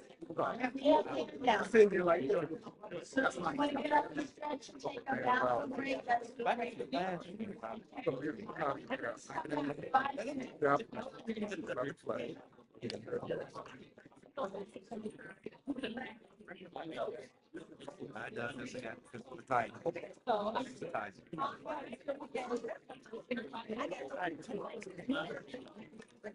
think you're gonna ask too, where that big, okay,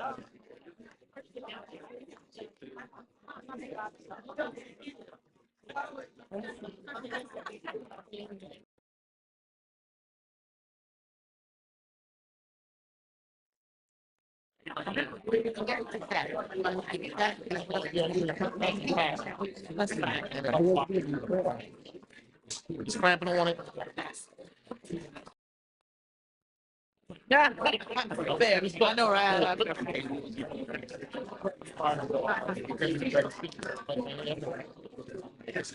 That's all.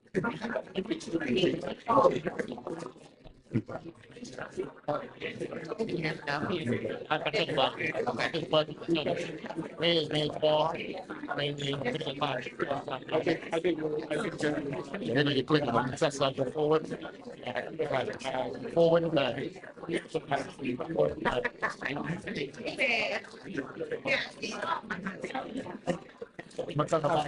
Thank you.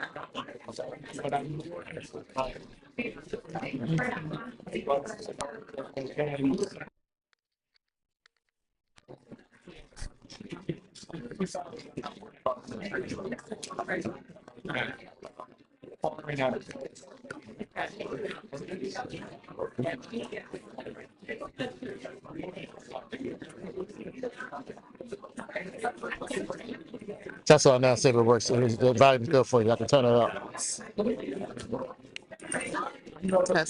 Testing.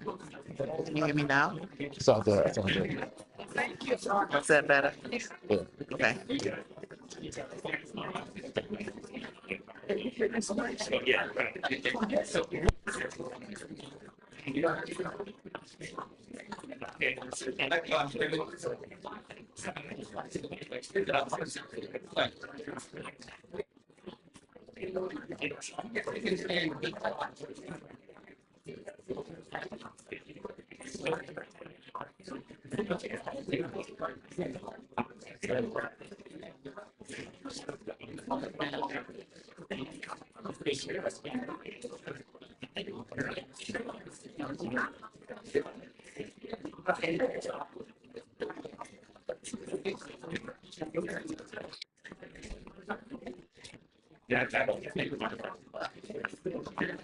Hey, did we, you,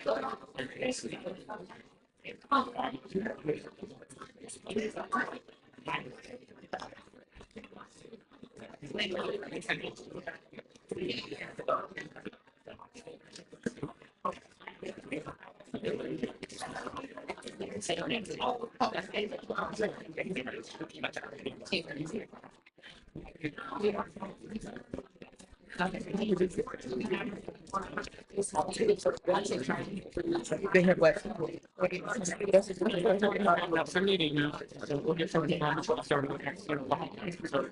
We'll sit down with you guys. Absolutely. Okay. I was talking yesterday, really excited about it. Yeah. We need some. Yeah, I'm looking forward to this, right? Hi, how are you?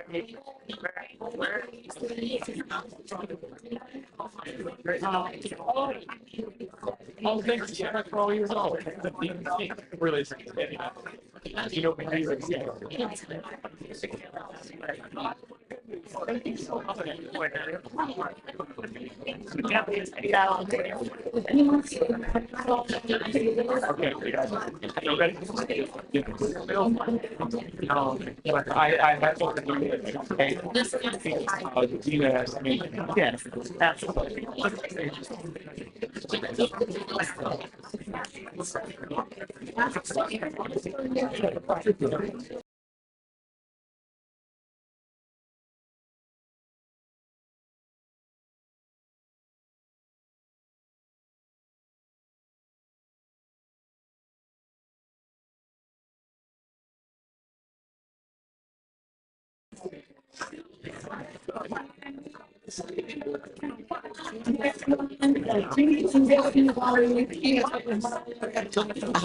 In my pocket. Uh-huh.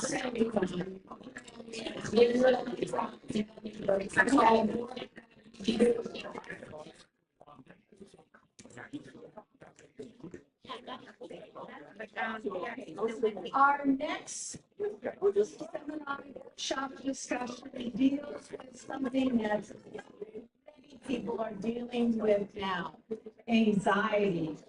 And we're privileged to have an individual from Behavioral Health System in Baltimore.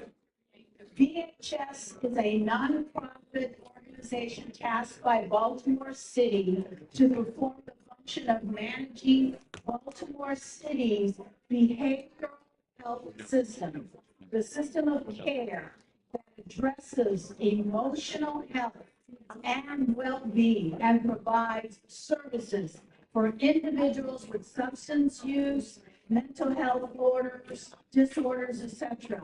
They help guide innovative approaches to prevention, early intervention treatments, and recovery. They do help build healthier individuals, stronger families, and safe communities. And let's give a round of applause for our speaker, Ms. LaShondra Chamber. I'm sorry. Over. Please give her your attention. You have the mic. Thank you so much. Can everyone hear me okay? Yes. Perfect. Okay. So as you've been told, I'm from BHS, Behavioral Health Systems. We are a part of, I believe, your employee assistance package. Understand that we provide not only services like this, but as we begin to talk about anxiety and a number of other things, we offer support for if anyone's suffering from stress and anxiety. We are here to help 24 hours a day, 7 days. Give us a call. You can email us. You can reach out to us. There's someone that's willing and able to listen to you. If by chance this resonates with you and you say, well, doc, I feel a little stressed out. I didn't realize that I'm as stressed as I am. We're here to help. And so with that being said, today we're going to talk about understanding and managing anxiety. By a show of hands, how many of us recognize that sometimes we do have anxiety? Yes. And by a show of hands, we understand that anxiety can happen every day for any number of reasons. Yeah, every day. And if you think about it, if you think about your life, sometimes you may be anxious about anything. And if I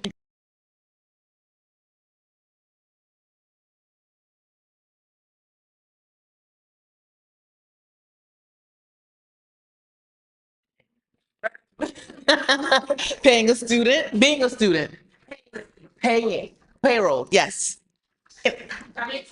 Coming to work.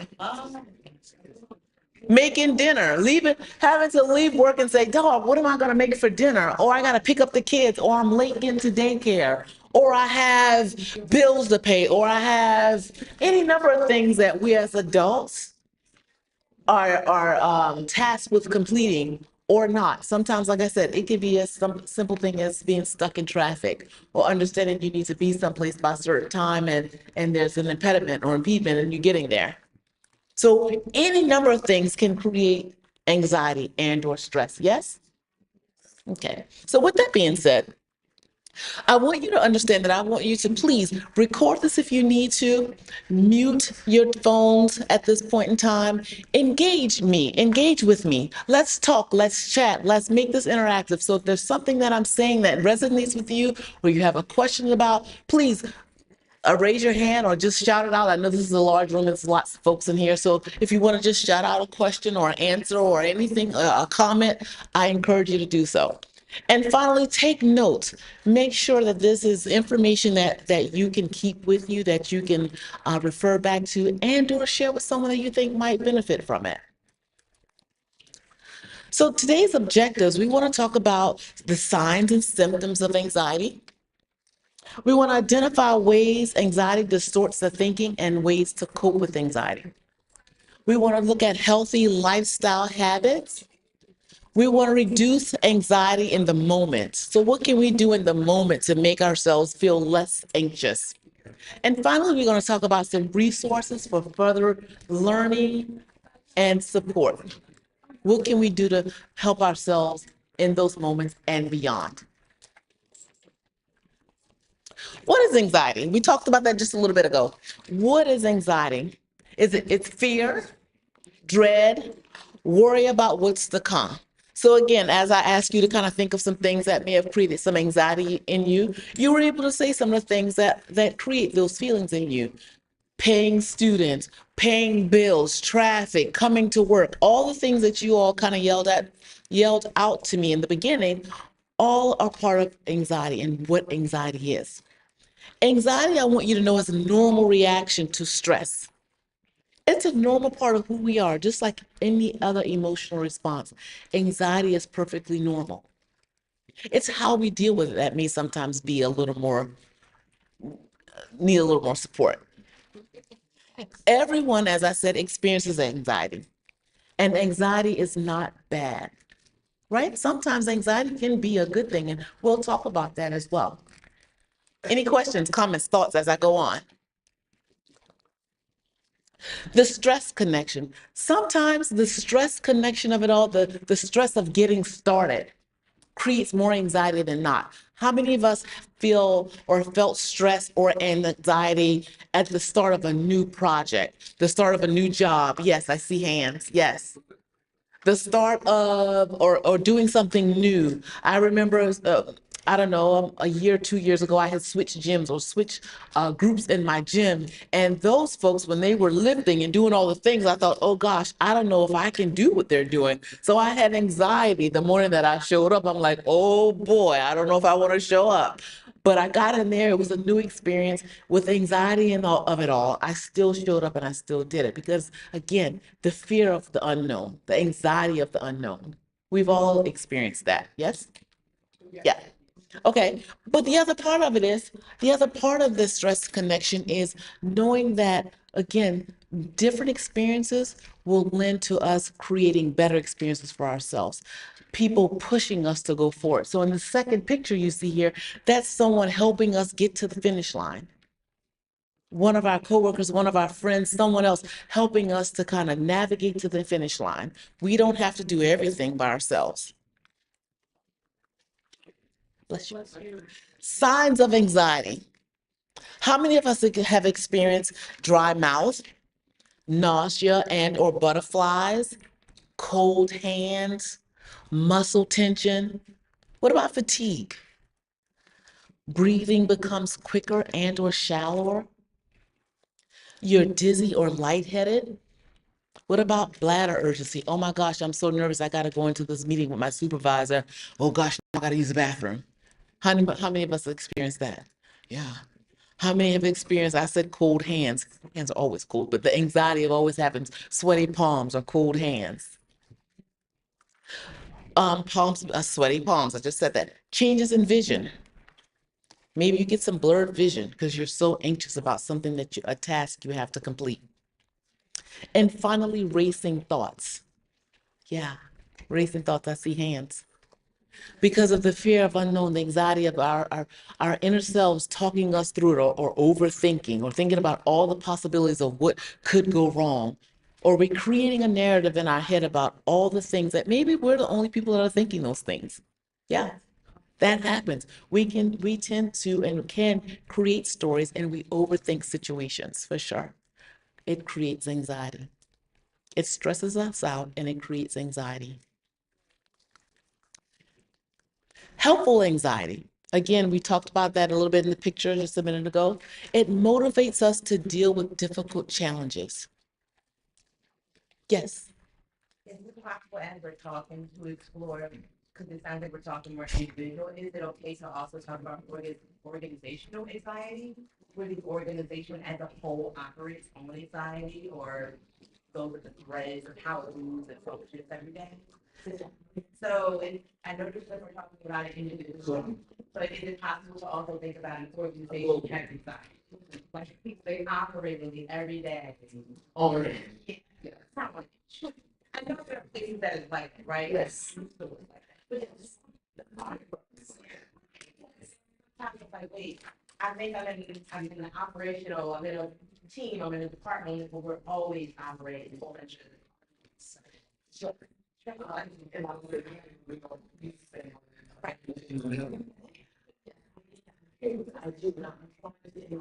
Yeah, yeah.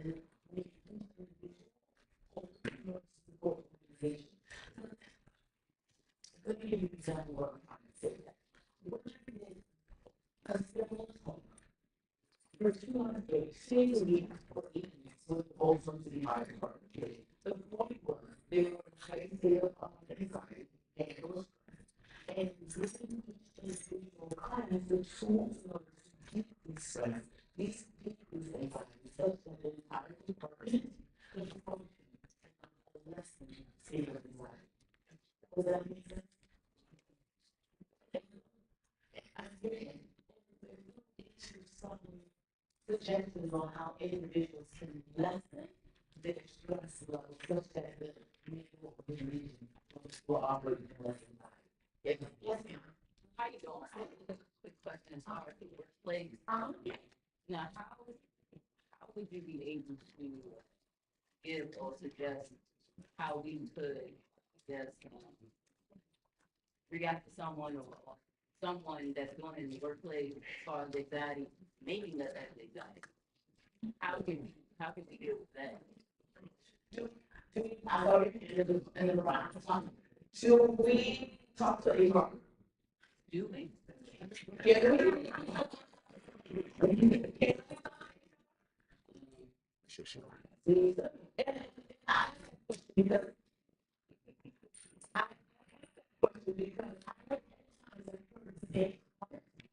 Sometimes it's like, okay, it's not right.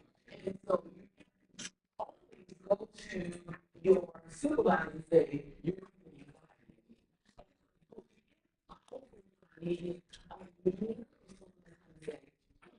what do we do to make sure your needs are met and the organization sees the impact? And so, yeah, you can go to supervisor, to HR. If not HR, is there a media? Is there someone else that can bridge that gap? Have a conversation, say, this can be a situation that makes me more stressed and easy.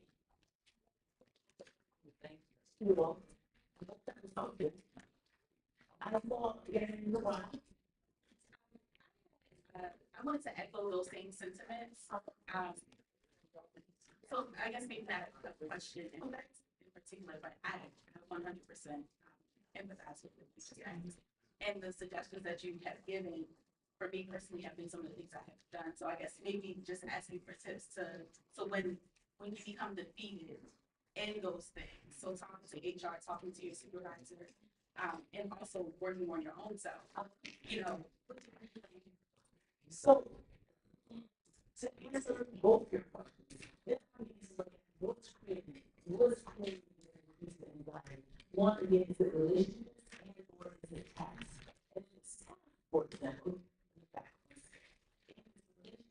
Again, that's where I come in with HR or me or so forth, and hopefully that helps to bridge some of the actions and do things like that. If it's tasks, okay, let's look at time management, let's look at what we can do in order to create a different perspective for you. And I'll give you job to all my tasks are happening and I'm having a difficult time getting everything done by the deadline, or just again letting someone know that maybe I'm gonna have it. It's all what I suggest, what I really again, we can't always be on top of everything all the time. And certainly it's important to let someone know when we're feeling overwhelmed. The other thing is making sure, and we'll talk about this for a conversation, but making sure that you're also taking care of yourself, even when you're feeling overwhelmed or stressed out with work limitations. I can't stress enough the importance of taking care of yourselves even in those moments. Okay? Sometimes no matter how difficult the task may be and how overwhelming it may be, the things that we have to agenda that we have set for the day or the week or the month, we also have to take small moments of time just to kind of get this is just me. I need to believe that is relaxing. And sometimes just being relaxing and moving, we can see things from a different perspective. And I know there's something. The other part of this is just having conversations. Because having conversations, you hear things, you see things differently. When you're able to get them out of your head and into space. Whether that's your conversation with a supervisor, friends, or your mom or your brother. I'm always on my mind to write things down, keep it on because I recognize that again, just getting it out of my head or overthinking when I'm having difficulty with just processing my thoughts.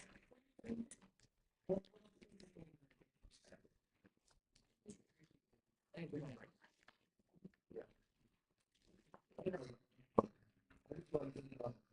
Is that something you see? Is that a full like right? Is it Yeah, they call it they be made that make that person feel uncomfortable, so is that a form of that? The call, the triggers for anxiety, that is one for that. That's an interesting perspective.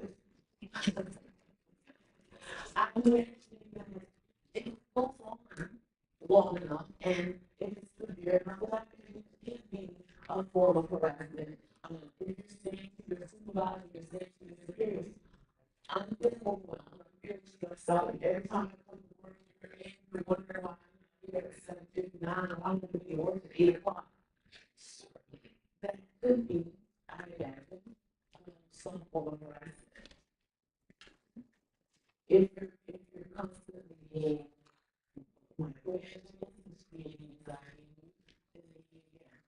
we directly to your HR, we directly to superiors that would help you navigate that difficulty. I know sometimes that's not the end of what their HR, sometimes it's not even what's present here, but that's the most appropriate answer when you directly to HR.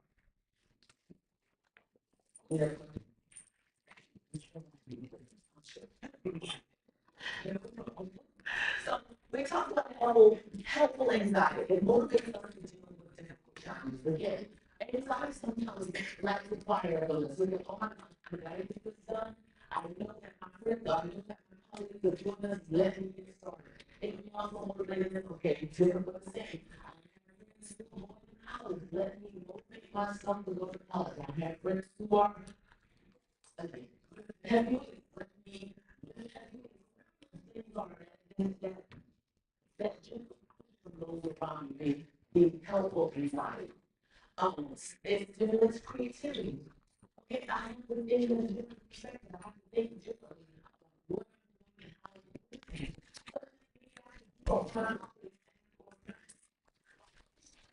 And to this. Certainly, we probably all recognize that one person to specific or potentially dangerous. They were in an unknown space, in a city or unknown neighborhood, we're probably designed to probably a little more height than we have our headphones. So we're more willing to be set up to make sure I am aware of my surroundings. Let me make sure I'm doing things that will keep me safe in a space that's not familiar to me. We can all probably look at that. Yes. Yeah. Okay. Any other comments, questions before I go on to the next one? Oh, sorry. My question is, what would be your suggestion for someone who is a procrastinator and you personally are not procrastinating because you say like technical difficulties and you can't that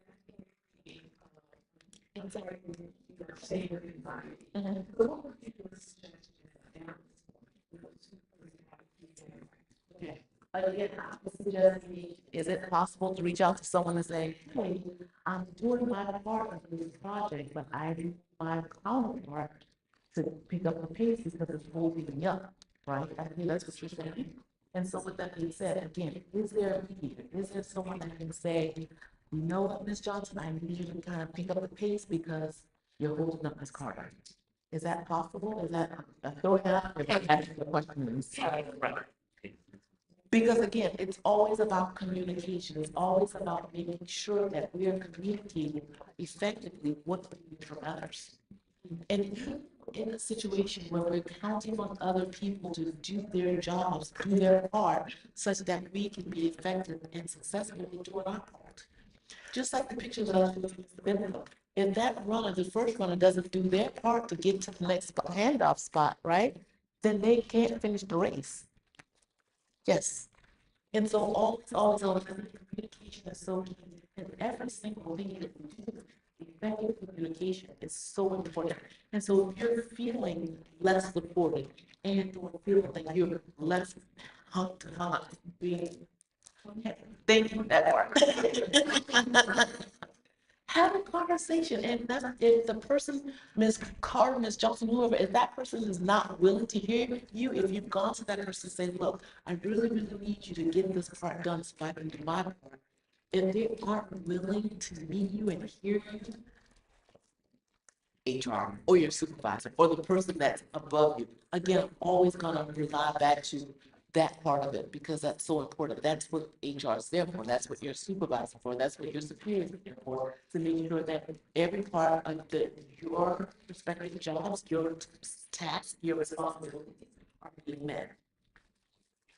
And in organizations, certainly working in any other organization, at the end of the day, the bottom line is the bottom line. And that's getting tasks done. That's the financial bottom line, that's all the things. And so if someone's holding you up and getting done what you can get done, communicate that.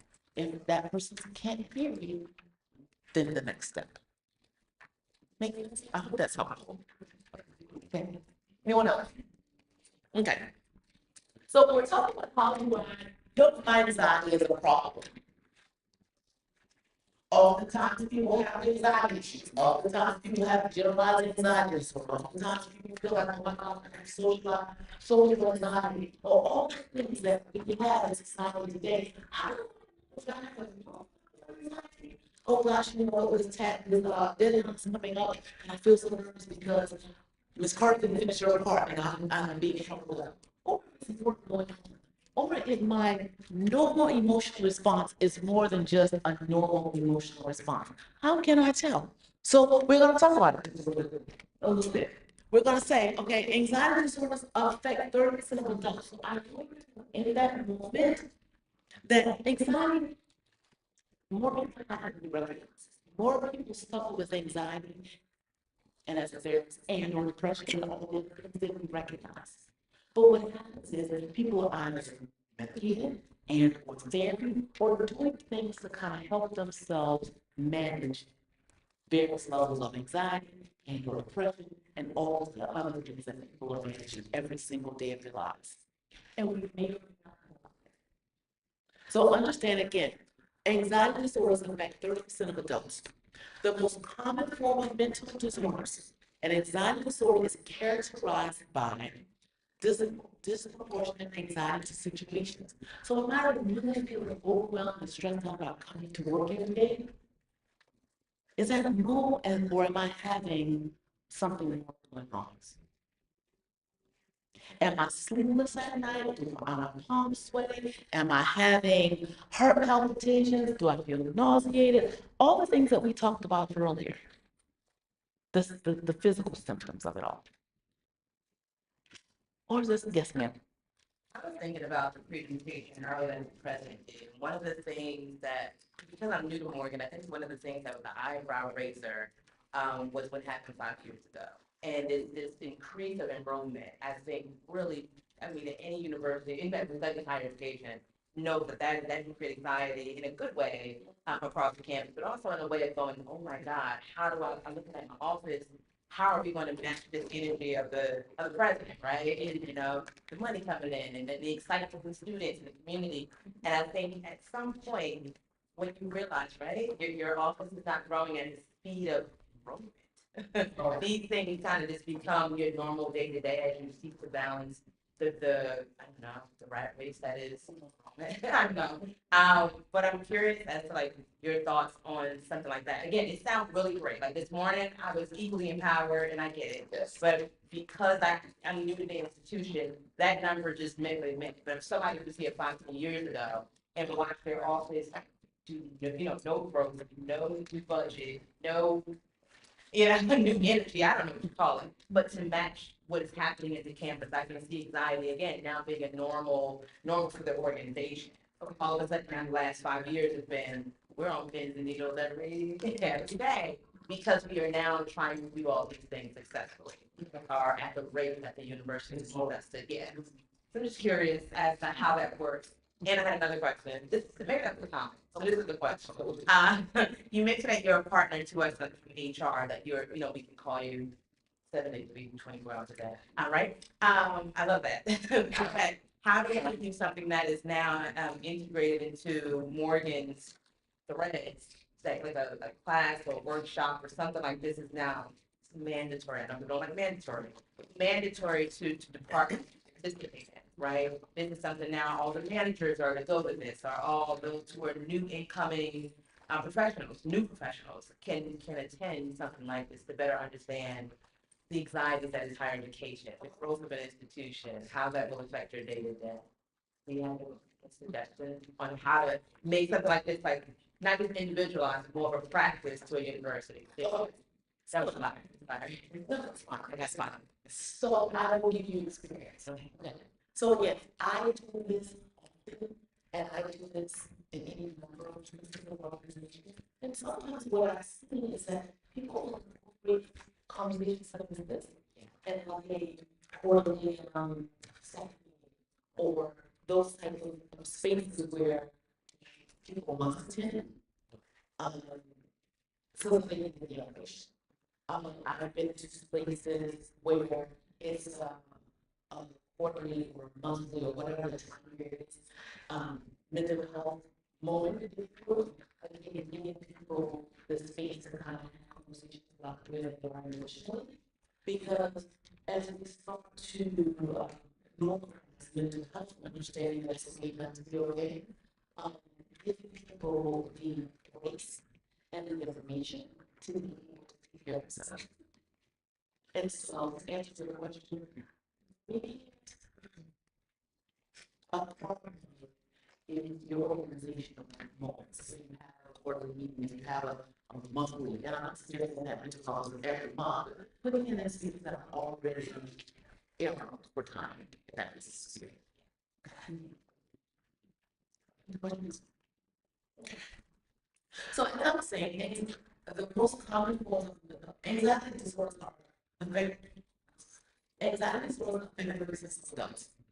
The most common form of mental disorders and anxiety disorders are characterized by disproportionate anxiety situations and we're describing. And it impacts job performance, schoolwork, or personal relationships. So again, if we're talking about anxiety, we're talking about being job performance, I'm stressed out with what that I'm paralyzed. Maybe I don't know what to do. Sometimes we have students who feel so anxious about tests, test anxiety, we've heard of that we don't perform as well as we can probably do so because we don't know what to do or how to do. And so then this on the same scale in your job, in your personal life, in your professional life, anxiety can creep up at any moment in time and disrupt what you thought you were going to do. And that thought you were going to do is like, okay, I'm feeling this way and I don't know what to do about it. And now I don't know what to do about it. What to do. I don't know how to manage what I'm feeling. And then you thought, I don't even know what I'm feeling. Okay. And so now this gives you a little insight into saying, okay, I recognize now that anxiety can disrupt all aspects of my life. What do I do with that? How do I manage that? So we talk about some helpful anxiety when you go any further. It will. Okay. How to distort thinking. Mind reading. Assuming what others think without having evidence.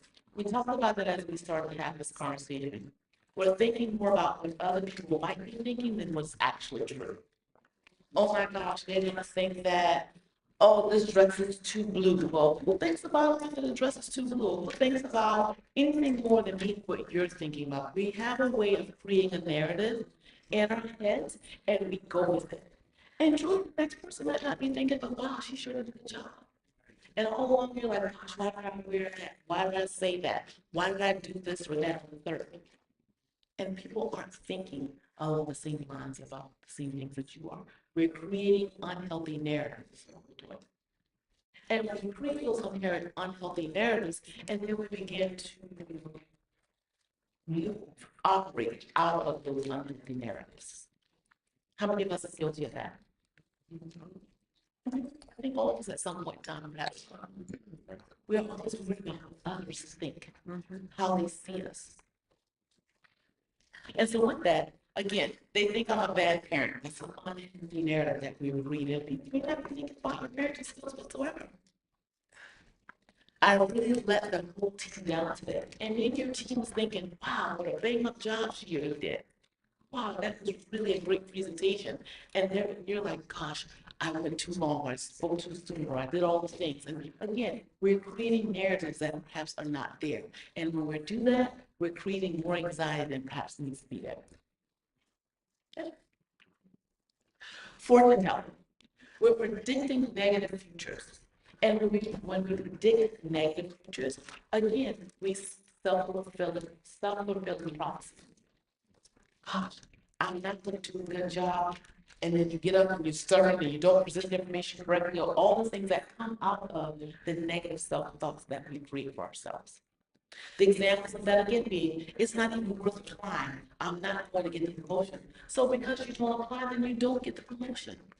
You can't get something that you don't apply for. But you allow yourself to talk yourself out of it. The negative self-talk, the fortune telling of it all. You follow? Questions? Okay. And then finally, I just know this isn't going to go well. Well, how do you know it's not going to go well? Again, the negative fortune telling, then the negative self-talk. But if you flip that thinking, you say, you know what, I'm going to do a good job. You put your best foot forward. You prepare for it appropriately. You're gonna do a good job. You're gonna get the promotion. You're gonna do this thing. I see your hand is bringing. Yes. So that is that reflection of others that you're growing up, constantly putting in your ears. It's what makes you think that, and that manifested inside of you, and you live false narrative.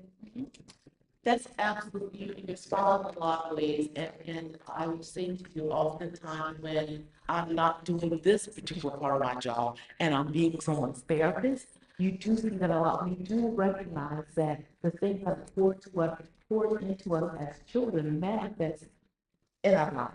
As an adult, I often, and I do often say to clients, especially when we spend the rest of our life getting over our childhood.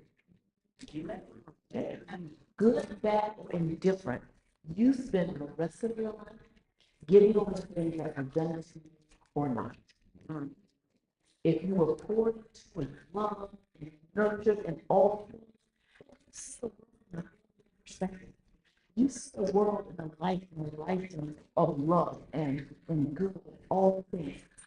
On the opposite side of you're saying, you know, if people were pouring into you negative self-thought and doubting all the things, nothing and never gonna amount to anything, and all the things that sometimes people say to other people, then you see that you see the world differently.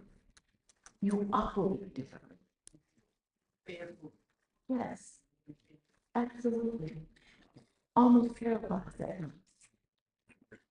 And so I encourage you, it's not part of the presentation, but please understand, I encourage you to take a look at who you are as an individual, even because of what I did not receive as a child, what you did or did not receive as a young person. And so again, the negative self-doubt, self-talk, or the opposite side, the positive. Oh, sweetheart, you can do anything. You can be the best person in the whole world. You can be the president. You're all thinking, I can conquer the world. I can do all things. Yeah, absolutely. That's what we did. Yeah, I was just curious to how you intertwine that conversation in like as a supervisor. Like, how do you make that a daily practice and like meetings and such? Just to kind of do like a check-in for everyone. So, Just to that you see them, whatever they may be. absolutely. So again, I can story for every day of the week. And I'll answer your question with this. I remember one of my very, very first jobs, okay, as a young social worker.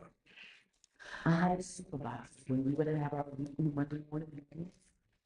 The one thing that I took away from having this particular supervisor for in such a good way, she made me feel seen, just me, our group, okay? When we walked in and sat down for a Monday morning meeting, Adrian would say, how are you today? Because she was genuinely interested in me, not me as a social worker, not me as a person who needs to get this job done, but what's really going on with you? How are you today? What's going on? Having fun. Okay, good. Because what we recognize is if I wasn't okay, then how am I going to show up and be the best version of myself so that you get all that you can get out of it? So feeling heard, feeling seen, oftentimes goes a long way. Yes.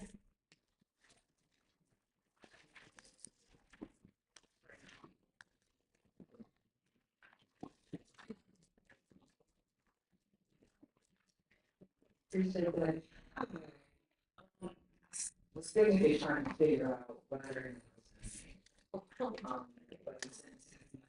and we all agree that I should share that there are a number of clinical and counseling psychologists in the world, and so it would be remiss for us not to have some of this conversation.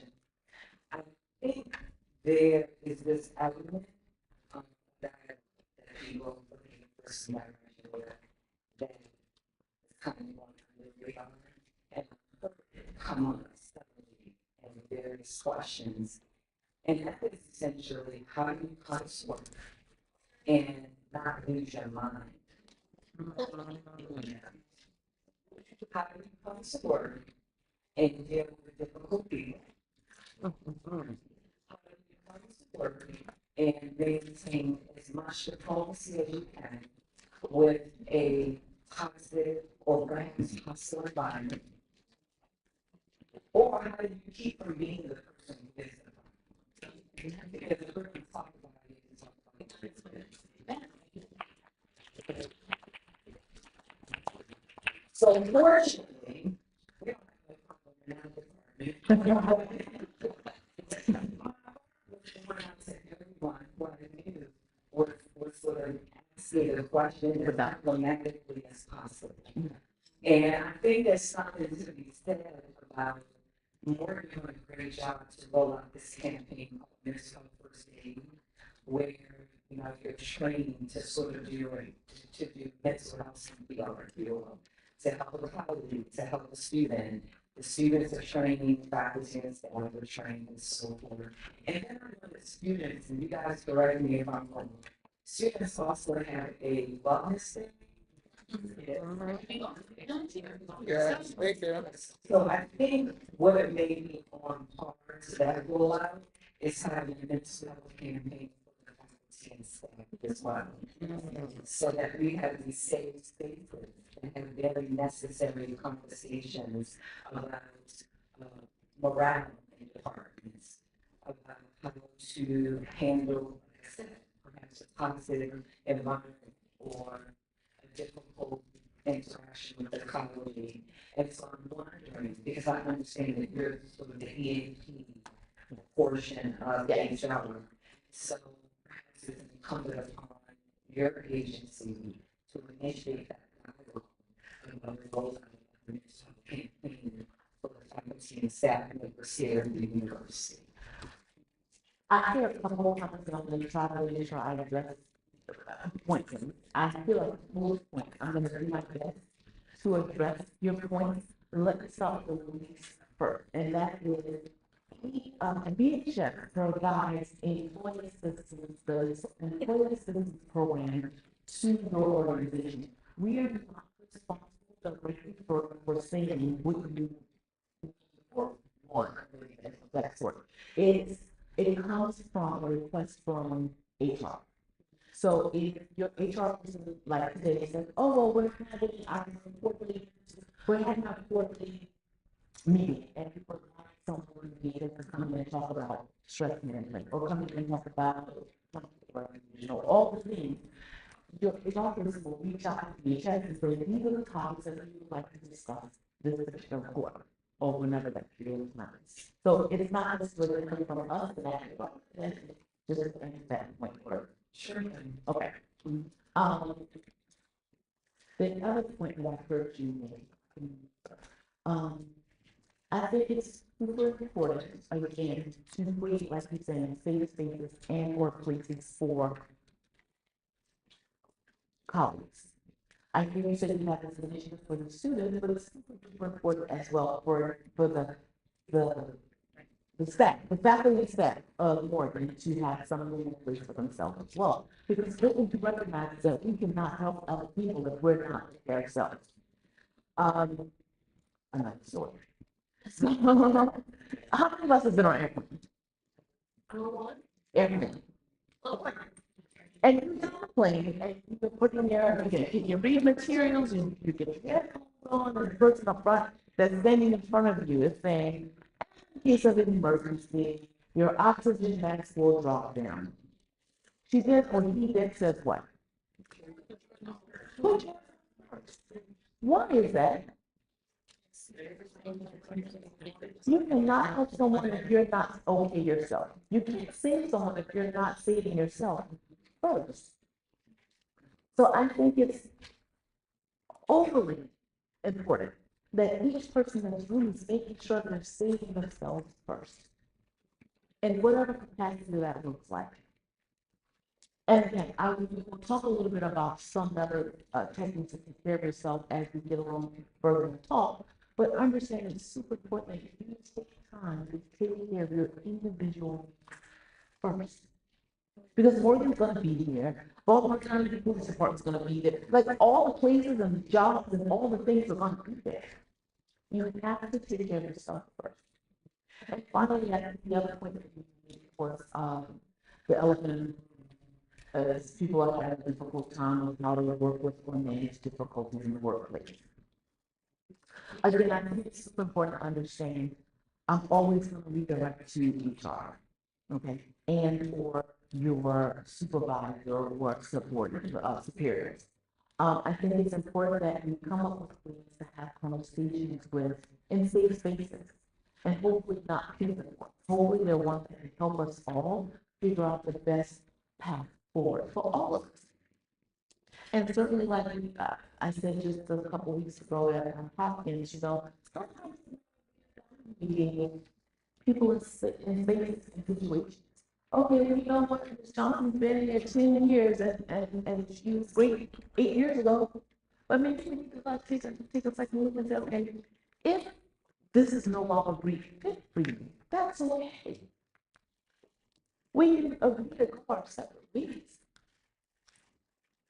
Now, sometimes it may be a little more difficult than other places to kind of sabotage with people or whatever it is. And I'm certainly not advocating for anyone to not have a job. But what I'm saying to you is at times, it is important. It is a good idea to kind of say, is this still a good fit for me? Is this still a good fit for me? Always still having a good working relationship such that the organization's needs are being met and so am I. It's okay to have tough conversations. Because again, at the end of the day, the bottom line is the bottom line.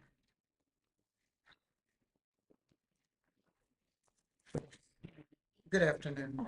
I think that what happens a lot of times is that individuals get sort of lost. Like you said, they don't recognize exactly what it is that they need as a person, as a leader, as an executive, as a doctor, as a dean. So, you know, some individuals have the tendency to associate being correct or knowing it all because of that particular title that's associated with their name. So for me, you know, my mother always taught me, don't put your head up in the air because that person that's down there, you never know when you're going to need them. Because some people look at, you know, our physical plant people like, oh my God, I would never look at them. I would never speak to them, where we need them every day. And a lot of people are like that. You get in a hierarchy position, I don't care if you got 10 doctorates behind your name, that doesn't mean that you're smart than the other person that knows this particular subject matter or this particular area. Respect them, listen and learn. And I know in our last session, somebody mentioned that they kept being pointed in the wrong direction. And I can understand that. I sympathize with that. But my thing is that latch onto an individual that has knowledge and knows where to point you in the right direction. Then you won't become frustrated. You won't have anxiety and the stress. And for the young lady talking about Morgan moving in these directions, that is a wonderful, positive thing. But you also have to place yourself in a situation where you're going to grow, where you said, oh, I'm growing with them. I'm going to learn from them. I'm going to see what these students are talking about and what my faculty members are talking about. What are my cohorts doing that's different than what I'm doing to make me thrive and to make me grow? So, you know, that's my whole take on things. And I'm one of those individuals. Call me, you're disgruntled. At the end of the conversation, we're going to smooth it on out because I'm not that person, because I don't like confrontation. I don't like animosity and negative thoughts, especially about my area that I'm in. So, Wonderful, wonderful. Thank you for that. You're welcome. I see it. Yes. Yes. Okay, so what if, this. Uh-huh. If you're very, evaluation, if you go to your superior, or your career. What have you done with this? I want to get my hand up. I think. We are thinking about how they evaluate who are evaluation, which is a conversation. But some people don't really have a conversation without evaluation. That's stopping me because while I'm here, I realize this. I'm at a loss to tell you exactly what they do. Because your HR should be an objective, safe space to talk about whatever's going on in your employment. And I do recognize that happens. I've heard it before. And so it's difficult to say to do one thing or the other because if your job is important to you, I can't say you will leave or do this, do the third, because it may not be the most beneficial suggestion to you and or outcome. And so does it mean define engagement? Again, in HR, and I don't know how to skirt around telling you to visit with HR, even in the concern of retaliation. Maybe a court, maybe a co-workers here can say, well, this is what I've been asked. But certainly coming from me, I'm always gonna redirect and say that's your workspace kind of answer. This is what I've done. That in college, everyone is by college intern and studying. Well, interns, I should say. And so she and I just had, like, it wasn't a connection. For some reason, I couldn't figure out why there's not a connection. And one day I decided to stop. And I said, hey, I'm not sure what's going on. Maybe it was the first time you met me. I told you, but we kind of I said, we are citizens, you know, we are citizens, I would love to work together. Then I started over, and I said, hello, my name is Suzanne. Extended her hand, she shook my hand. Until this day, when we see each other, they run into the other. Only because it just wasn't clear. Couldn't figure it out. But I'm just but there was something that touched my heart. It didn't feel like we sat with each other. Yes. But yet we are not embracing each other. And that was It's a different story. so I think that when I was about to people hearing from along with the farm, maybe it's some more than not. And I think that's a great opportunity. See that they have to go. For me,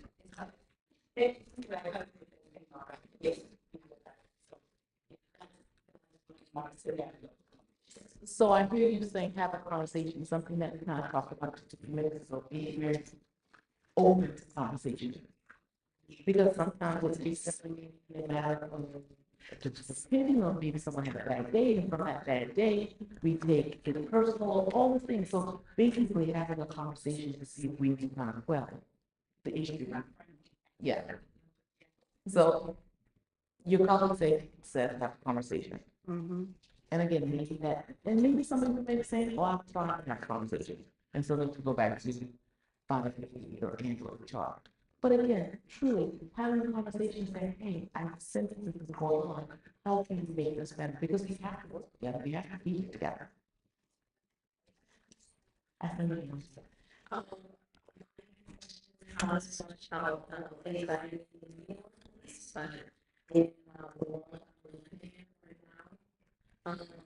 you know, I mean, there's an elephant in the room, especially a research contest. HBCU, because they are citizens, because they're belonging. Do you have any tips for navigating like a really you know, ever slow down, and it's like, oh, it's like meant to orient us. It's meant to knock us down, it's fullness and helpless, it's not isolated. I agree with a lot of we talk about going out so much for everything we have to share with our restrictions. It's not simple to navigate, and there's so much uncertainty with, you know, a lot of people working right now. Fish will be protected or job, there will be a lot of very full context of higher education is meant to be.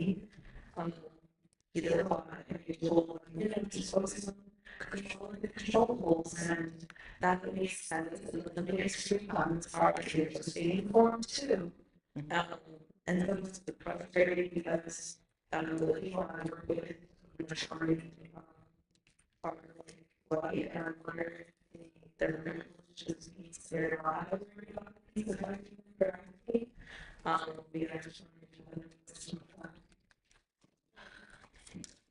That's powerful. That's really, I think what, I think what you're feeling and what you're speaking about, many of us feel the same way, whether we speak on them or not. And certainly you made a point just now saying controls. I think that's very, very true. And as difficult as it may feel to do that, I think it's super important to say this is the part of my world that I can control. And taking on absolutely that. And you're not going to put that first say that you're saying some administration law. All the things that jeopardize your professional, who you are, your professional life, your trajectory going forward, like how the promises, world you live in impact who you are professionally. And that hurts. And unfortunately, we can only control, we can control. We can only take information that we need to have. Sometimes it's about studying on some information. And I say that, what I mean by that is, story of it is, I had a client who had such increase in that about everything. And one thing we recognized, we had to ask her to turn things, like stop the information. Because all the what you mean, and it wasn't. And so, do what you do. Stay focused in the moment, stay focused on the work, do the best that you can do. And it's just like, keep forging forward. Because certainly, as we talked about being paralyzed in the moment, like if you allow all the things to make you fearful and or create anxiety in you, then how much are you focusing on the work that you could be doing? Does that make sense? I hope I answered your question. It's difficult things to kind of say, because truly, again, we're in a scene in time that is so such a influx that we don't, I can't sit and do it. What you can do is it's impossible right now, unfortunately. So, I hope that will help. All right. So let's move on. Okay, magnification and minimization. Magnifying and exaggerating the negative. We kind of talked about that a little bit. When I'm magnifying, oh my gosh, I'm getting these negative self-stories. I'm magnifying and exaggerating the possibilities, good or bad. Minimizing or ignoring the positive. An example of this would be, oh my gosh, in life, someone will say, oh my gosh, you know what? Why do you have that orange cup? And for the next 2 years, you're like, oh dear me, why do I like this orange cup? And you hold on to the negative for dear life, for years, for weeks, for months, whatever time period may be. But that positive thought, wow, that new dress sure does look good on you. You're like, oh, this whole thing, so it means nothing. And you don't internalize the positive, but you hold on to and you grasp and you keep that one negative comment, that one negative thought. So it's very important that we flip that, okay? Because again, that self-talk, that positive self-talk is always going to get us through that anxiety that we may be creating for ourselves. Okay, an example of that would be, I guess I could get you. about the age, okay, John. And that was the stupidest thing I could have possibly done. Again, we're exaggerating and emphasizing the negative and the negative self-talk. Talk. Regret orientation. Focus on what you could have done better. Wow, I should have stood behind this podium. What do they think? Why am I walking so much? Why am I talking so much? Why do I have story for days? It's what oh my gosh, all the negative self-talk, right? Rehashing, regretting anything that you've done to make you a particular moment the best that it possibly could have been in that time. I cannot believe I said that.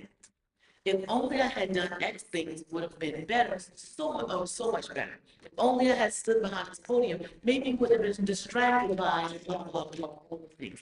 We have a way of, again, creating negative self-talk, negative self-images, and we operate out of those things. Challenge your thinking. What evidence is there that this thought is true? What evidence do you have that the thoughts that you're reading for yourself is actually true?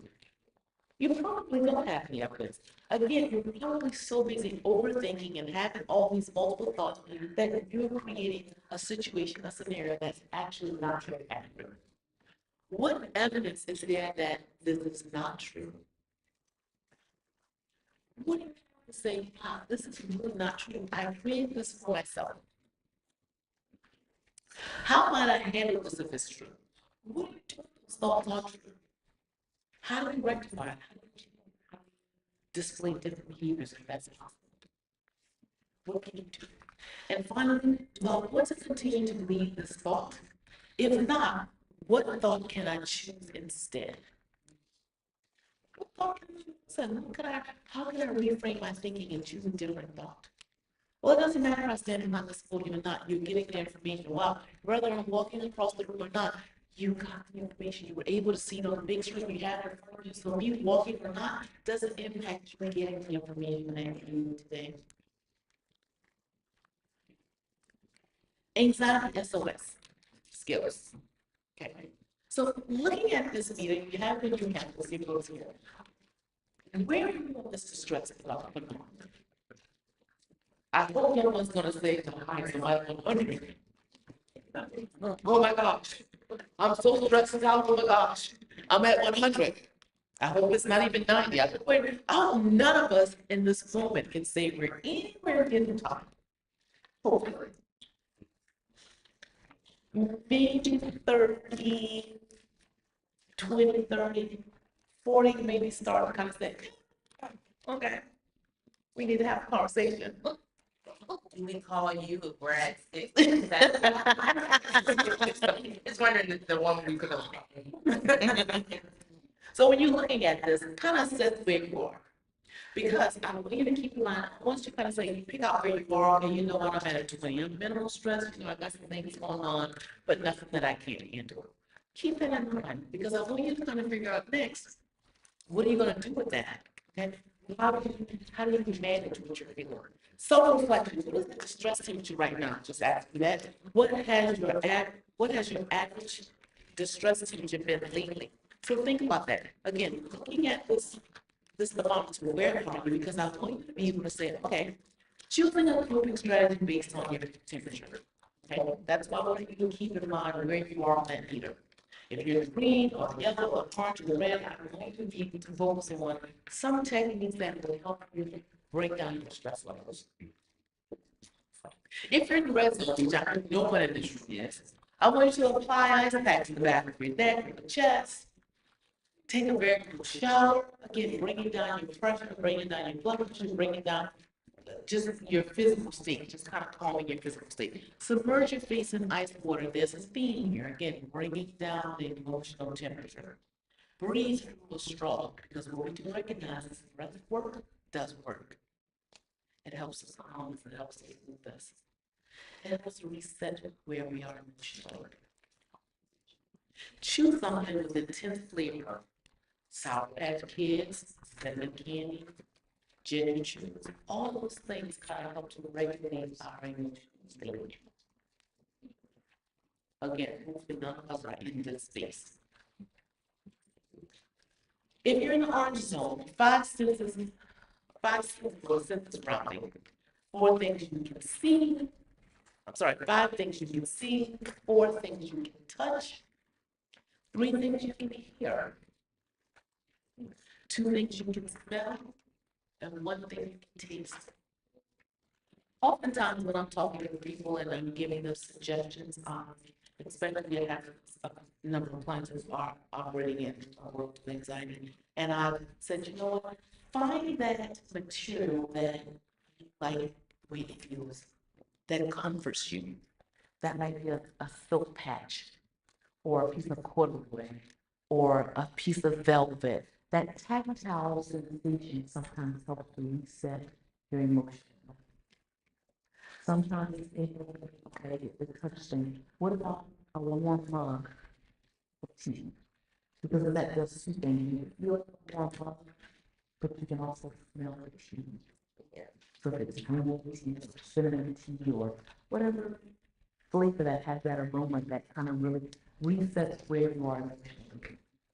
When you feel yourself becoming too tea, hold it, feel it, smell it. You realize that truly how that works, how it is able to reset where you are emotionally. And then we're talking about five-finger breath work. Trace your finger along the edge of your non-dominant hand, starting at the base of your thumb. Do the breath work. And with each up and down motion,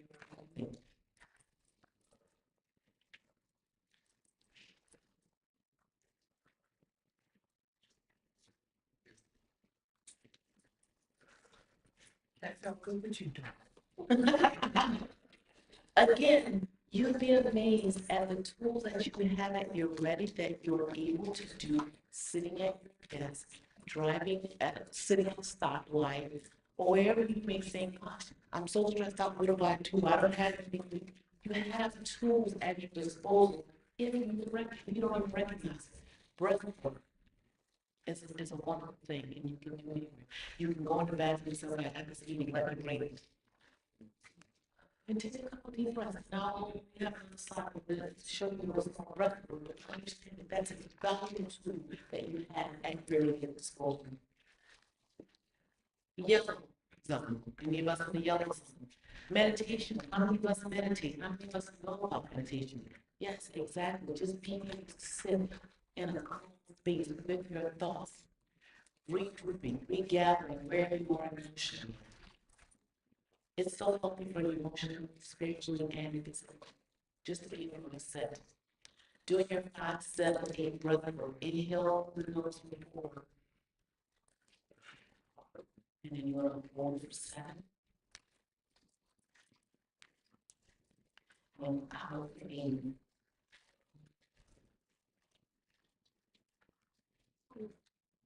You'll be amazed at how inhaling through your nose and out through your mouth is so healing.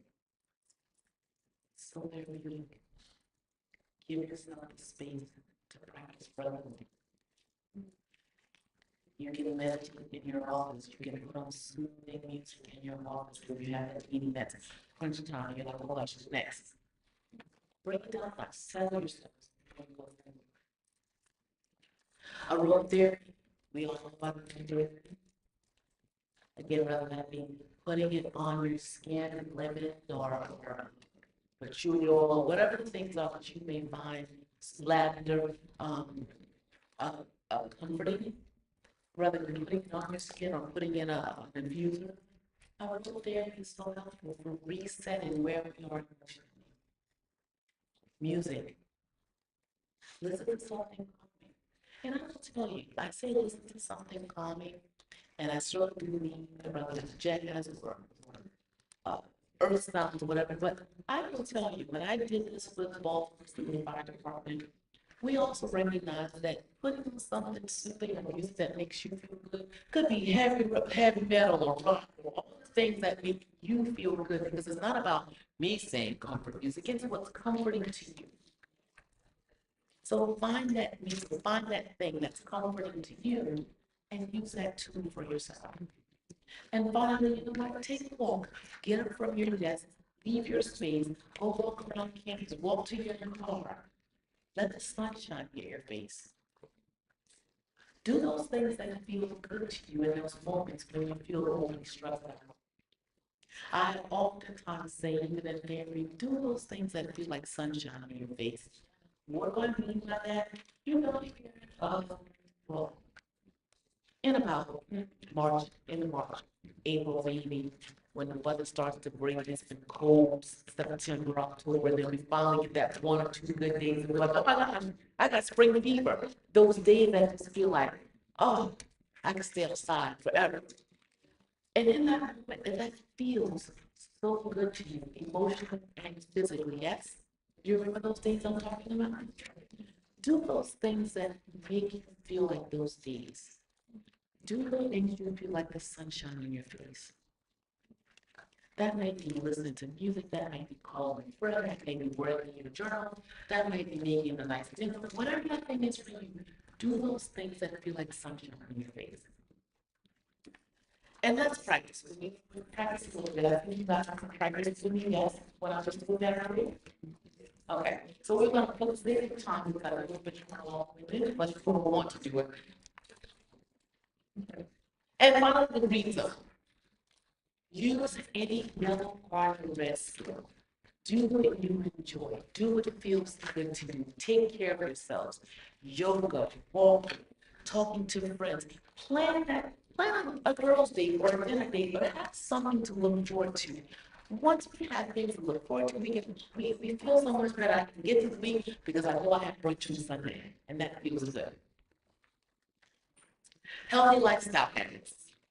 Empowering strategies. Schedule worry time, 15 minutes max. From 9:45 to 10 o'clock, we got all the things I need to do. I'm scheduled for that time, because once that's done, I gotta move on to the next thing. I don't have all day long to worry about things that can be out of my control at that moment. Be aware of and refrain distorted thoughts. Be aware of your negative thoughts. Be aware of your negative thinking. And how can I reframe those things? How can I flip those things? Reframe, think about things differently. How can I have a different perspective on my negative thoughts? How can I change that and change my negative thoughts and have more positive, replace those with positive thoughts? Anxiety SOS skills. We'll talk about that later. Healthy lifestyle habits. All the things that are probably be healthy and good for yourself. Eat a well-balanced meal. Making easy meals, leftovers, exploring recipes, and seeking wide variety of nutritional components. Making sure that you're taking time to eat properly. How many of us have been eating? And you're like, what's wrong? I've been working all day. I haven't had a break for myself. I haven't had a moment. Now I'm over hungry. And so you're snappy and you're moody and all the things. Make sure that you're getting a well-balanced meal. Oftentimes, I even tell my folks in therapy, if you're depressed, eat carbs. Make sure you're eating something. Not every day. Not every day. But if you feel like your energy is low and you're just not motivated and moving the way that you want to, make sure that you're eating a healthy meal. Put some carbs in your life, and carbs can be a piece of fruit. A sweet potato. A sweet potato. Or pasta. But certainly there are healthy carbs. But make sure you're doing those things that feed your body, feeding your physical, because your physical certainly doesn't play a part of your mental, and vice versa. And what else you group that you heard me say before, taking away the bad. Make sure that you're substituting something for something. Because what we recognize is those of us that are in a healthy lifestyle, or diet, or watching what we eat, sometimes we're like, oh my gosh, I can't have ice cream, I can't have cake. That's the time that you want it the most. When you're denying yourself.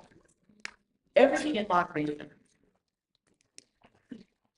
Be aware of alcohol and caffeine. Caffeine and alcohol are both known to increase the likelihood of experiencing symptoms of anxiety and then tends to get those symptoms. Okay. How many of us have seen people that are highly emotional when they drink? Oh my God, I can't just be laughing. But when you were sober, you wasn't thinking that way, right? You're like, what am I? But be aware of the fact that alcohol does impact your emotional health. That's my news. Sleep. Use the room there. We talked about that. Limit screen time before you go to bed because again, what we internalize does impact how we sleep. Okay, it's not here, but I'm also, again, I'm going to advocate for folks to journal. Write down 3 things that you're grateful for before you go to sleep at night. End the day on a positive note. I'm so thankful that I was able to help my student today. I'm thankful that I have 2 days on work and a savings. I'm thankful that I had food to eat today. I'm thankful that whatever the case may be. I'm just finding those 3 small things. It doesn't have to be anything grand. I'm not thankful that I'm out the bar. I'm thankful for the small things. When you start to practice gratitude, you see the world differently.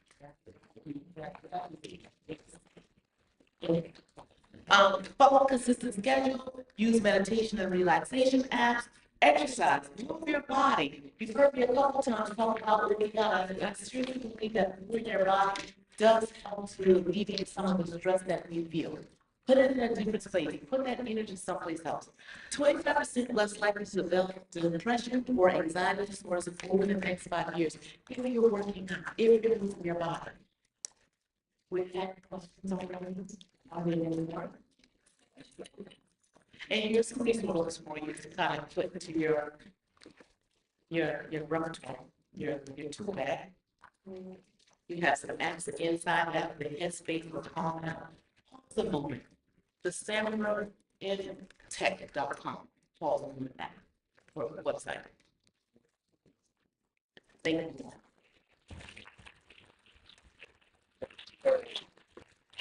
Get the mic. Don't go away. All right, thank you so much. That was so enlightening. And one of the things that I wanted to mention on the slide, you see the number for PHS. PHS is Baltimore County Behavioral health system. Behavioral. Yes. I got the information about this organization through our HR department. Any as far as I know, can call them and have them come in to give a seminar or talk to your unit or your department or whatever. So you can at any time, you probably go to HR and they let you know how you arrange that. There is a charge for that. It's not expensive. Not, I mean, super expensive. Yeah. So a couple of things about BHS. I believe, and please correct me if I'm wrong, HR purchase leader, BHS is a part of the employee assistance package. You can employee assistance package for all employees of that particular organization. And so if your children are having a difficult time starting school next week or whatever the case may be, call. You have one number, you have a portal that you can tap into, or you can reach out to us on phsonline.com and we can connect you with a provider and therapist. They can help both of you achieve the difficulty that you are experiencing at that time. In terms of organizational support, your HR, you said as an organization, as a partner. Oh, I want someone to come in and talk with my team about stress management. You call your department, your HR department, they'll reach out to DHS. And the way that I understand, don't hold them so that I'm going back and judge it all. But organizations have always like DHS for the years. Like we have credits, we have money that's already the deposit into DHS. And so it's just a matter of taking from what you've already put in, like a bank account almost if you roll it. And in terms of individual space, the service is already paid for by Morgan for you. So essentially, you need to call. It is no charge. I don't know if this is a charge person. It means that you have 5 free sessions with the parents, or maybe 8. It depends on the particular organization. But follow with your email that's something that you involved with the kind of details of what specifically the organization has to do. Okay. Well, thank you. Let's give her a hand. Some of you know that I teach a customer service class here and also email etiquette. And in your discussion, I heard a lot of things that I hear in the classes that I teach. And I thought it would be a good idea to have something like this again. Because obviously there are a lot of folks out there who have a lot of concerns and questions, things that they would like to see resolved or happen. So I think we should have something like this again. So, thank you very much, Ms. Colbert. Let's give her one more round of applause. You're welcome to stay for the reception. Oh, okay, all right. Thank you so much. We're not finished yet. We have one more very exciting presentation. And this presentation deals with culture. I forgot the name of it already. Culture is, what is it called? Culture. Okay, it's really interesting because the lot of culture is going on. And so what we have with us and students and people. I want to introduce the next week. That's great.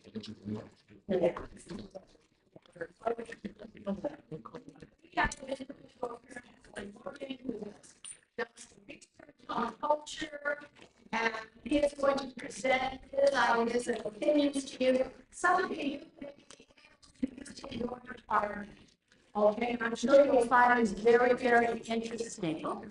Okay, I'd like to introduce our next speaker and our final speaker, Mr. Marvin Burton Cornish, Jr.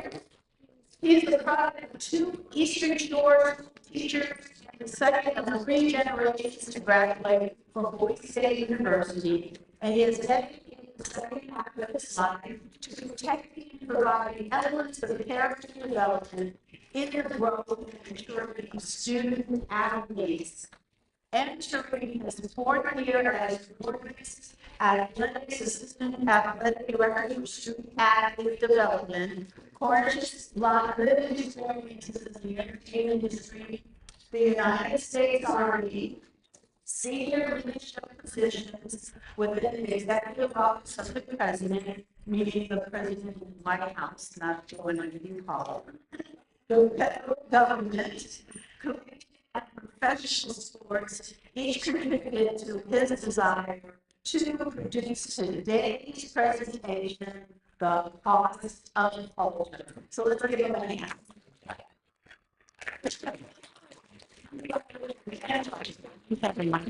Thank you, Dr. Mellinger, exactly as I wrote it, so I appreciate you. Okay. Good afternoon, everyone. Hold on, try it again. Good afternoon, everyone. You do realize I stand between the snack, right? Okay. Well, again, my name is Cornish. I go by Cornish is my last name. Thank you for this opportunity. My presentation is on the cost of culture, something that's very important. I really feel that I could say to all of us. And then in listening to the presentation before mine, not knowing that we would each touch on some of the same exact things, but it shows you just how important that is. So oftentimes, if you think about it, sports was our first experience when it comes to discipline and accountability. But then you start to say to yourself, well, who does that now? How many of you are former athletes? Raise your hand. Okay. All right. Give me one example. What was your introduction to discipline and accountability? One person. Just raise your hand and speak. 2-a-days. Ooh. 2-a-days, suicides. Yes, 2-a-days, for anyone that doesn't know, is when you have, in the middle of the summer, right before school starts, in high school, we used to have what's called 2-a-days. So you have a practice in the morning, you lay wherever you can for a break and take a nap, and then you got another practice that afternoon. Yeah, 2-a-days. Stands out for everybody, right? So who recognizes to the left with Jennifer Hudson? Anybody recognize that? Yeah. What's that called? So what happens during the spirit tunnel? Yeah, so every guest that comes on her show does a spirit, they come down the line of nothing but the staff and employees and do the spirit dance. right? So you're just dancing and they'll take, if you're a singer, they'll take your song and kind of remix it and you come down the aisle and that's right before you go onto the stage. Anybody remember this other show and the name of that show to the right? Cheers. Right. What was that was taking place up there? No, I'm sitting at the bar drinking beer. Yeah. But what would they say? With that particular guy sitting there, what would they always say to him? The whole bar would just yell out, "Norm!" Well, that's part of their culture, right? What if this was part of it too?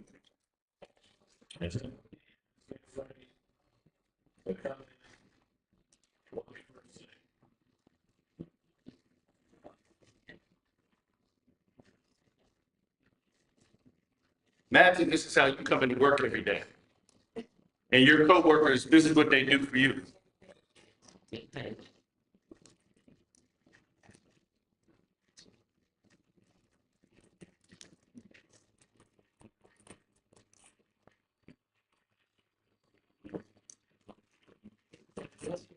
You're starting to feel it as you come through the parking lot, getting closer to the door. And this is what you see. Your favorite theme song is played as you walk through the door.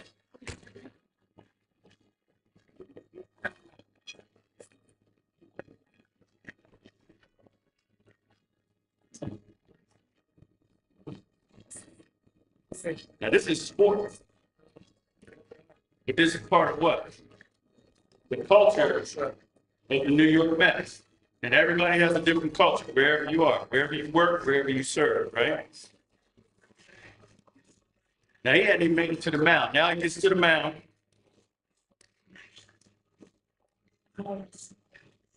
You got the mascots dancing, even they have trumpets. So in the essence of time, just imagine that though, right? Let's start. Sorry. All right, so culture. Look at the definition. Look at the definition. Couple of words I want you to start paying attention to because it's all throughout the presentation. Cohesion. Look at the formulas for this stuff, beliefs and values, accountability. So what's your definition of culture and how much does society begin to shape what you feel your culture is? Think about that. How much we look at society and it shapes what we do, what we think. Cohesion, discipline, commitment. Name some programs and communities or organizations that are known for their cultures, either positive or possibly negative. Somebody give me an example. Disney. Disney. Yeah. Apple. Chick-fil-A. Chick-fil-A. Here's something when I was putting this presentation together that I ran across on LinkedIn that I never knew. I've been there before, but just did not know this. Ritz-Carlton has a policy where any and every employee has a $2,000 budget per customer that they interact with to spend on service recovery. So if I'm at the front desk and your reservation just isn't in there and you're just really upset, or before you get a chance to get upset, I say, listen, I see the kids are tired. It's been a long trip. Let me go ahead and upgrade you all to the presidential. $2,000 for every customer that I interact with during that day. But what their president thought was, on average, the lifetime spending of a Ritz-Carlton guest is $200,000. So I made a $2,000 investment to secure a $200,000 relationship. Another word, relationship. But here's some other ones. United States Air Force, Chick-fil-A was mentioned. Airlines, Royal Caribbean, Ritz-Carlton, Zappos, footwear, Louis Vuitton, Four Seasons hotels as well. So building a championship culture. Let's talk about what that entails. Look at this slide. Some of the words that stand out: purpose, accountability, commitment, foundation, values, once again, cohesion. A championship culture is a term used to describe a set of values, beliefs, and behaviors that are shared by a team or organization. It's characterized by a strong sense of purpose, commitment, and accountability amongst its members. So what does it take to build a culture of commitment, accountability, and ownership in your particular program? Somebody give me an example of something that's been successful in your office or your department. Yes, ma'am. Follow through or follow up Follow through and follow up. What does that look like for you? for me. Mm-hmm. Students and supervisors. If I get asked a question about budget, I'm gonna follow up eventually. If I get asked about pay from a student, you know, they're highly anticipating their funds, there's a follow through on my end to ensure that they're paid. Okay. This is one of the things that stood out for me. In 2010, President Wilson said, I challenged the norm and challenged Morgan to embrace a different paradigm of what the Morgan way symbolizes, what that symbolizes. He said, it's more than a model. I need each one of you, when you leave today, to come up with something that you utilize as a measurement with every person that you interact with outside of this campus, your external stakeholders. First time I've said this out loud, one of the things that I always do, because I interact with a lot of families and when our recruits come, at the end of our conversation, my goal is always for them to say to me, what sport did you play and what year did you graduate from here?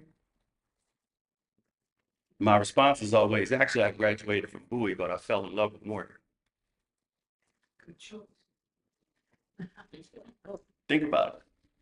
I want, after every conversation, them to ask me, when did you go there? What was your major when you were here? Because I want to show that much pride that I work for Morgan State University. Some components. As leaders, what are some standard operating procedures expected of employees, maybe in your area? Think about these things. If nothing comes to mind right now, start jotting some things down. How to chart a path of success for your new employees that are coming in. Our university president chose leadership, integrity, innovation, diversity, excellence, and respect. Additionally, with leading that pack, you need what? Credible leaders. Do you have to have a title to be a leader? No. So now that we all agree on that, let's make sure that's how we conduct ourselves within our space. But as that leader, title or not, we need to be clear and compelling with our vision. A person should not have to guess, well, where are we going? What are we doing? Make it clear. If you're upset, you would make it clear 9 times out of 10, either through verbal or those of us who don't like confrontation, our body's going to say it for us. The eyes, your mouth, if you're from the islands, the cultural things, traditions, customs, all of those things can come into play. Core values, standards of behavior, committed and unified team members. Committed, unified. Aligned systems. What does that mean? Aligned systems. Yeah, think about a rowboat. If you had some of the people facing this way and some of the people facing the other way, but everybody's rowing at the same time, where are you going? No fair. Let's look again at core values.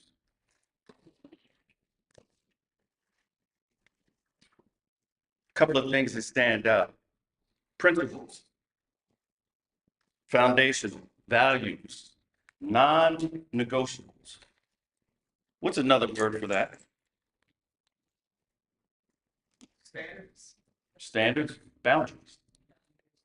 Boundaries as well. Company culture isn't always just written down in a vision and mission statement. It should be seen and felt in everyday actions. How many times do you get to make a first impression? Once. Once. One of the big things I say to the recruits, you know what? Even if you don't come here and you're visiting other schools, it's a business trip for you. Carry yourself like a funeral director. They're like, what? I said, how many times do you get to get it right with the funeral? Once. And if you don't get that one time right, that could become a generational mistake. Make sense? Let's talk old school versus new school for a second. If you were born from 1983 to 1992, and you grew up during the fastest technological and social change in human history, it's hard relating to those out of this range. Older people don't get how much the world has changed. Younger people don't understand how new this all is. During COVID, one of the things I always talk about, our students, whether an athlete or not, they lost 2 years of growth and maturity because they were isolated. But what did it do to us? When we try to reintegrate, what did we lose to?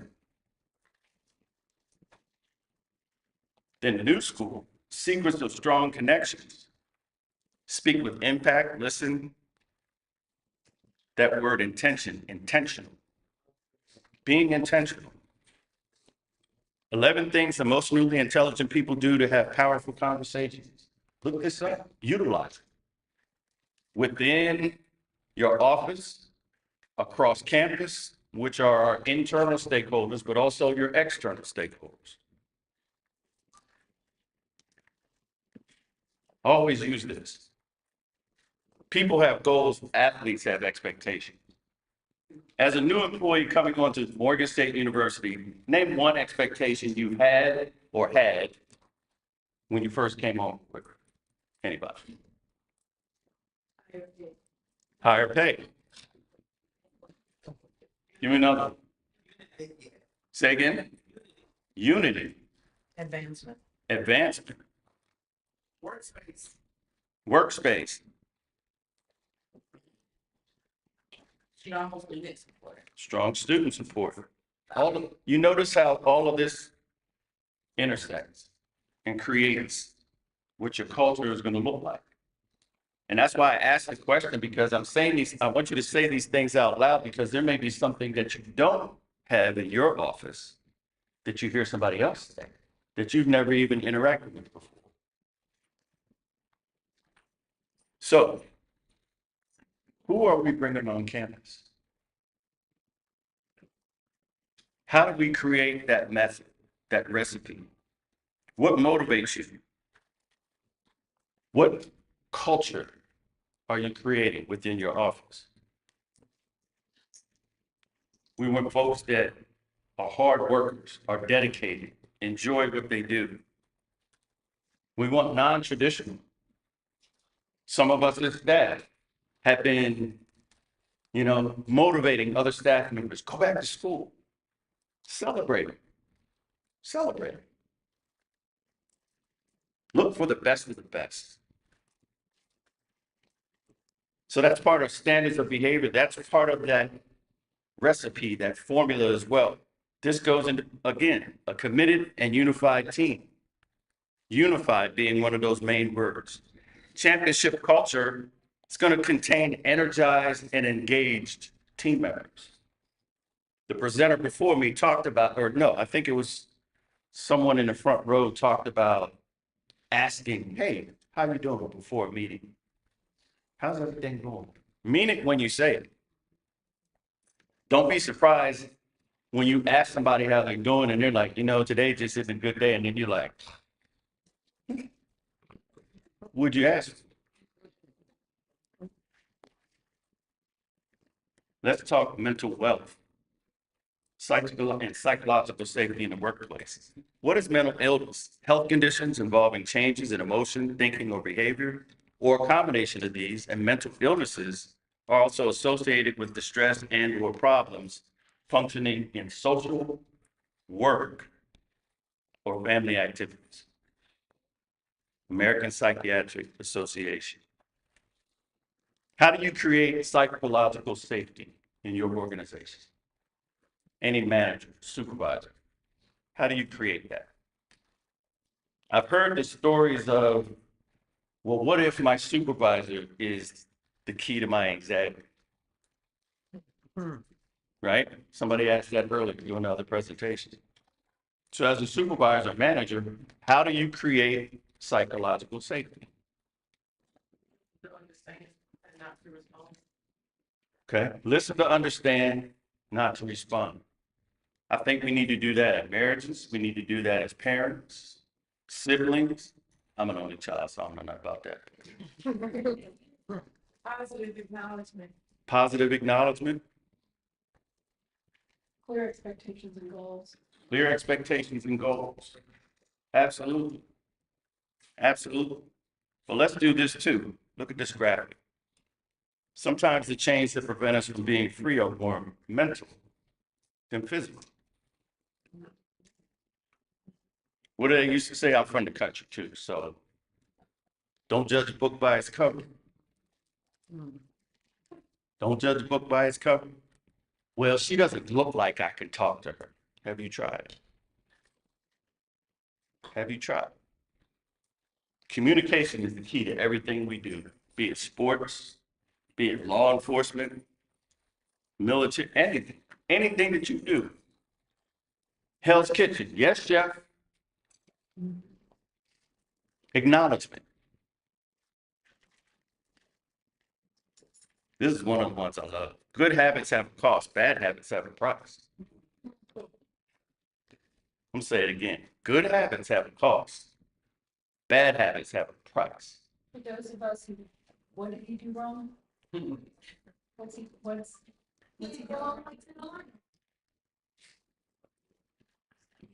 The distance between one and another. I mean, we're all. Stop there. This is one of the biggest things that we come across as coaches. Why cheat the drill? You'll say it. Don't cheat my drill. If I say touch the line, touch the line. If I say go behind the line before you take off. On the sideline in a football game, we're always telling them, move back behind the white. You're not going in the game yet. Move back behind the white. That's a penalty if we get caught. But also, once again, communication, I need to see your hands. Put your window down. Identify yourself. We're dealing specifically in athletics with 17 to 21-year-olds. In the age of sports right now, you're starting to deal with 17 to 21-year-olds that make 3 times your salary. So how do we hold them accountable? Communication, open dialogue, norms, principles, and boundaries, AKA culture.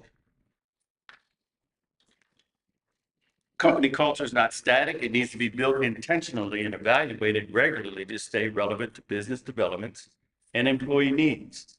Leaders have a critical role in keeping culture alive and therefore healthy. Define what your core values are. That first meeting you have with your new employee to tell them what their 30-day, 45, and 90-day goals are. Oh, y'all don't do that? Or do you? Do we set a timeline? Or should the employee ask, well, what am I supposed to accomplish in my first 30 days? What am I supposed to accomplish in my first 60 days? What are you looking for from me in the next 90 days? It can go both ways, but that's that communication. Hire for culture fit and ADD. ADD in this stands for accountability. So having a growth versus fixed mindset. Well, this is the way we've always done it since I've been here. Which one is that? Fixed. Diversity, meaning different perspectives and backgrounds, which is needed. Dedication, committing fully to the mission and the goals within that culture structure that we've created in our department. Open dialogue.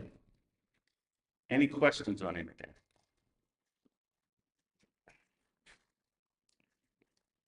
Yes, ma'am. A question in regards to, your presentation has been great so far. I'm thinking on a large, scale. Before I came to Morgan, I worked in a, corporate environment where they implemented often cultural surveys every, quarter. So once a quarter, we received a culture survey, which provided feedback for HR or the director, senior level executives, to review the feedback and input of the employees. Well, I haven't seen any of that here since I've been here, or in my tenure here, but is that something that will be, considered or implemented as we talk about culture in these spaces? What section, department are you in? In the school of social work. School of social, anybody else in here in the school of social work? Talk to him. Now you know what to do. If you haven't seen it, create it. Create it. How long have you been here? 2023. Okay. Create it. It's a need, right? It's going to help everyone else. So you're making it bigger than yourself. And you're creating what? Help her out. What's she helping create? Culture. Culture. Anybody else? Yes, ma'am. Yeah, I wonder, especially with your background in sports, you know, when you just have that one team member that's sort of, you know, that saying goes, one bad apple spoils the bunch. You just don't want to be part of the culture or the expectations. There's just something about it, whereas the supervisors who are pulling the weight, like, what are your strategies for that? You know, it's like when you talk to HR, it is, what is the, you know, here's our progressive discipline plan. You know, you kind of go through these steps. But what are the other things that can actually shape or change that you can do as a leader to try to help that person join the team, be part of the team, be part of what we're trying to achieve? Okay. Do you have kids? Nieces, Yeah, nephews? yeah, got a bunch of kids, yeah. Okay. Yeah. Any of them in college? Yeah. Okay. When you call them and you say hypothetically, Jerry, how's school? Versus Jerry, what's your toughest class this semester? And what professor do you feel is investing in you the most? Which one's going to tell you more information? Well, first one's gonna get you fine. Exactly. The second one, yes. The second one, right? So one of the things that I look into in my position, which includes personal development, career development, financial literacy, things along that line, that's the overall umbrella. But to me, the spindles, I believe in understanding a person's blueprint, where you were raised, how you were raised, who you were raised by. Then that way, that lets me know how I need to respond to you or how I need to interact with you. So what you can do is the same thing, use the same form. You know, maybe there's a reason that this person, let's just say, is very, every time the whole office says we're going left, no, we should go right. What's the basis? Find out what their background is, or give them a task, and let them lead it, and see if that brings along some dialogue.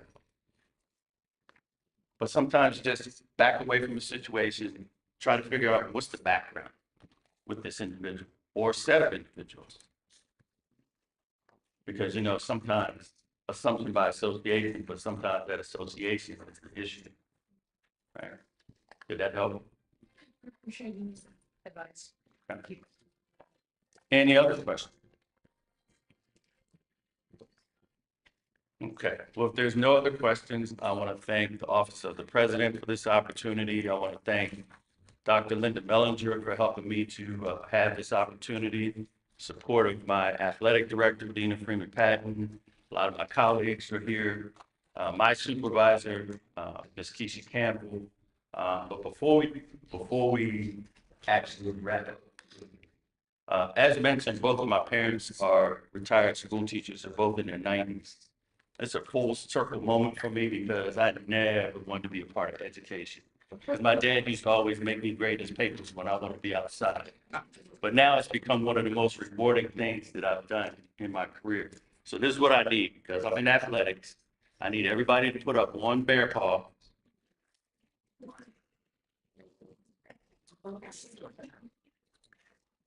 And on three, I'm gonna say 1, 2, 3. I need everybody to say go Bears.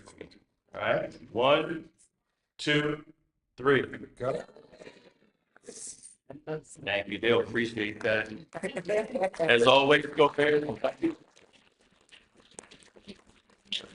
Oh, also, I didn't get to pass these around, but if anybody wanted copies of the presentation, I made it where you can make notes on the side. If anybody wants my information, I'm in the directory. If you'd like me to send it to you electronically, marvin.cornish@morgan.edu. Thank you. So we have some questions that you would like to ask about culture and some of the things we done in the department. We can go and take those questions now. Does anyone have any other questions that they want to ask? Okay, I'll say no. Oh, yes, you have a question. Talk a little bit about psychological safety. You talked about some elements and a little bit about, but that's really still safety, environment, accountability, and all of that stuff. That is some type of youth,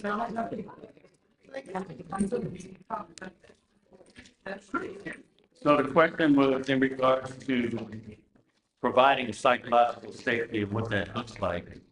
Within my athletic department is within student athlete services. And I don't know if there's well sit in, but one of the things that Coach Campbell provides is vulnerability and transparency. That's one of the main things. Vulnerability and transparency. She allows me to voice what I'm thinking, which then allows us to work to some type of resolution about something that we haven't had any issues with. There may be, competing priorities. And when it comes to our student athletes, all of it is priorities, because all it takes is one no, especially with our current youth. You never know how they're going to react to that no. So instead of a no, sometimes it's, where's the compromise?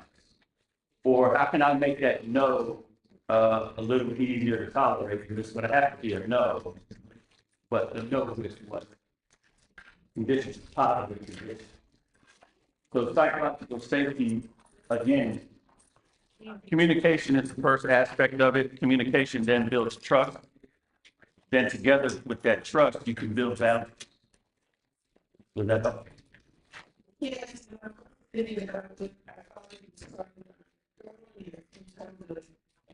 So, working hard, it was psychological safety. That things that lead kids to live with. This is not comfortable that stuff that I can do in work. All of those kind of things. It's culture, one is family, people to come to or do that work and think that people feel violent. Okay, so I will tell you from my own experience. Okay, we're talking about transparency more. Communication is key, and then sometimes, and this is just now, I'm talking as a non-employee, I'm off the clock. Yeah. Supervisor Herbie, I'm off the clock. Yep. I get off at 4, I'm off the clock. Me, personally. If you can't change the people around you, change the people around you. Me. That psychological safety comes from trust, right? If I can't trust my supervisor, and then I don't really have a lot of confidence that I necessarily feel would understand what I'm thinking. And I've gone to EAP and I've talked to my wife and I'll talk to my pastor or whoever else, and still nothing is changing. You can't change the people around you, changing the people around you. Now, in instance, don't stop doing your job because you're not gonna give them any, Yes. right? One of the things I say doing it every year, every January 1st, I try to come up with one initiative work I'm gonna use throughout the year. My initiative with impact and perspective. Perspective helped me save my wife's life. That's how serious I am. Okay? I'm a combat veteran, she's a combat veteran, we both have PTSD, and hers clicked in this year because she lost her federal job for no fault of her own. So talking about psychological safety, I get it. Personal experience. Said I worked for the president before. I'm at a different agency. The president comes to visit, I run the whole thing. My supervisor at the end of that visit talked about how well it went, so on and so forth, and then said to me, well, you know what, now you can go back to headquarters since the secretary, you know, has so many great things to say about you, and that'll end your indentured servitude to me. Now, I don't think he thought I knew it, but I had three choices at that point.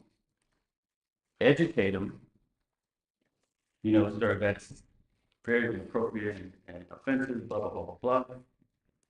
Act like I didn't hear it. Or BTA. Everybody know what BTA is? Oh. Coach, can I say it? Bill Pass.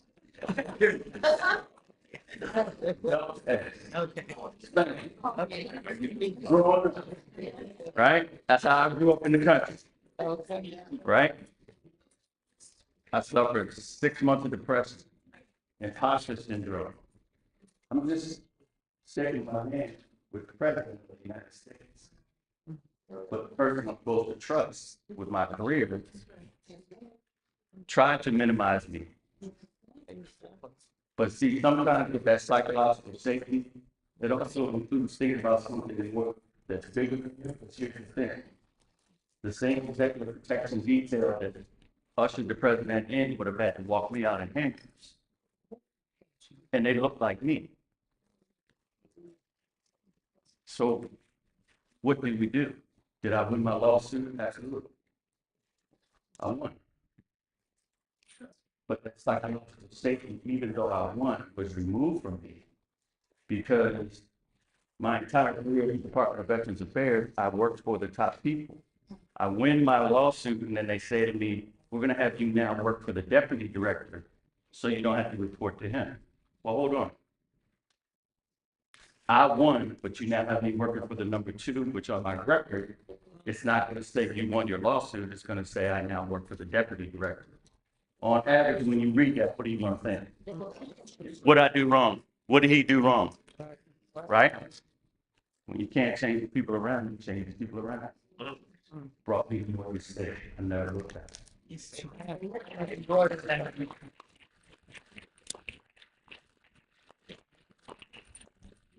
Thank you. Any other questions?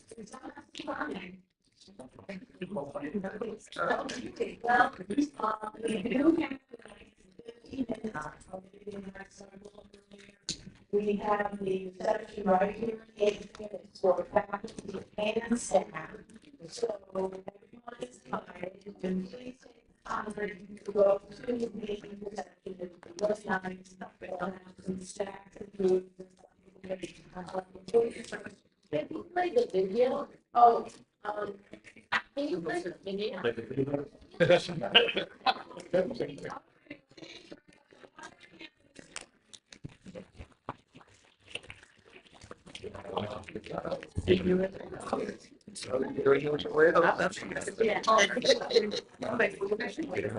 right.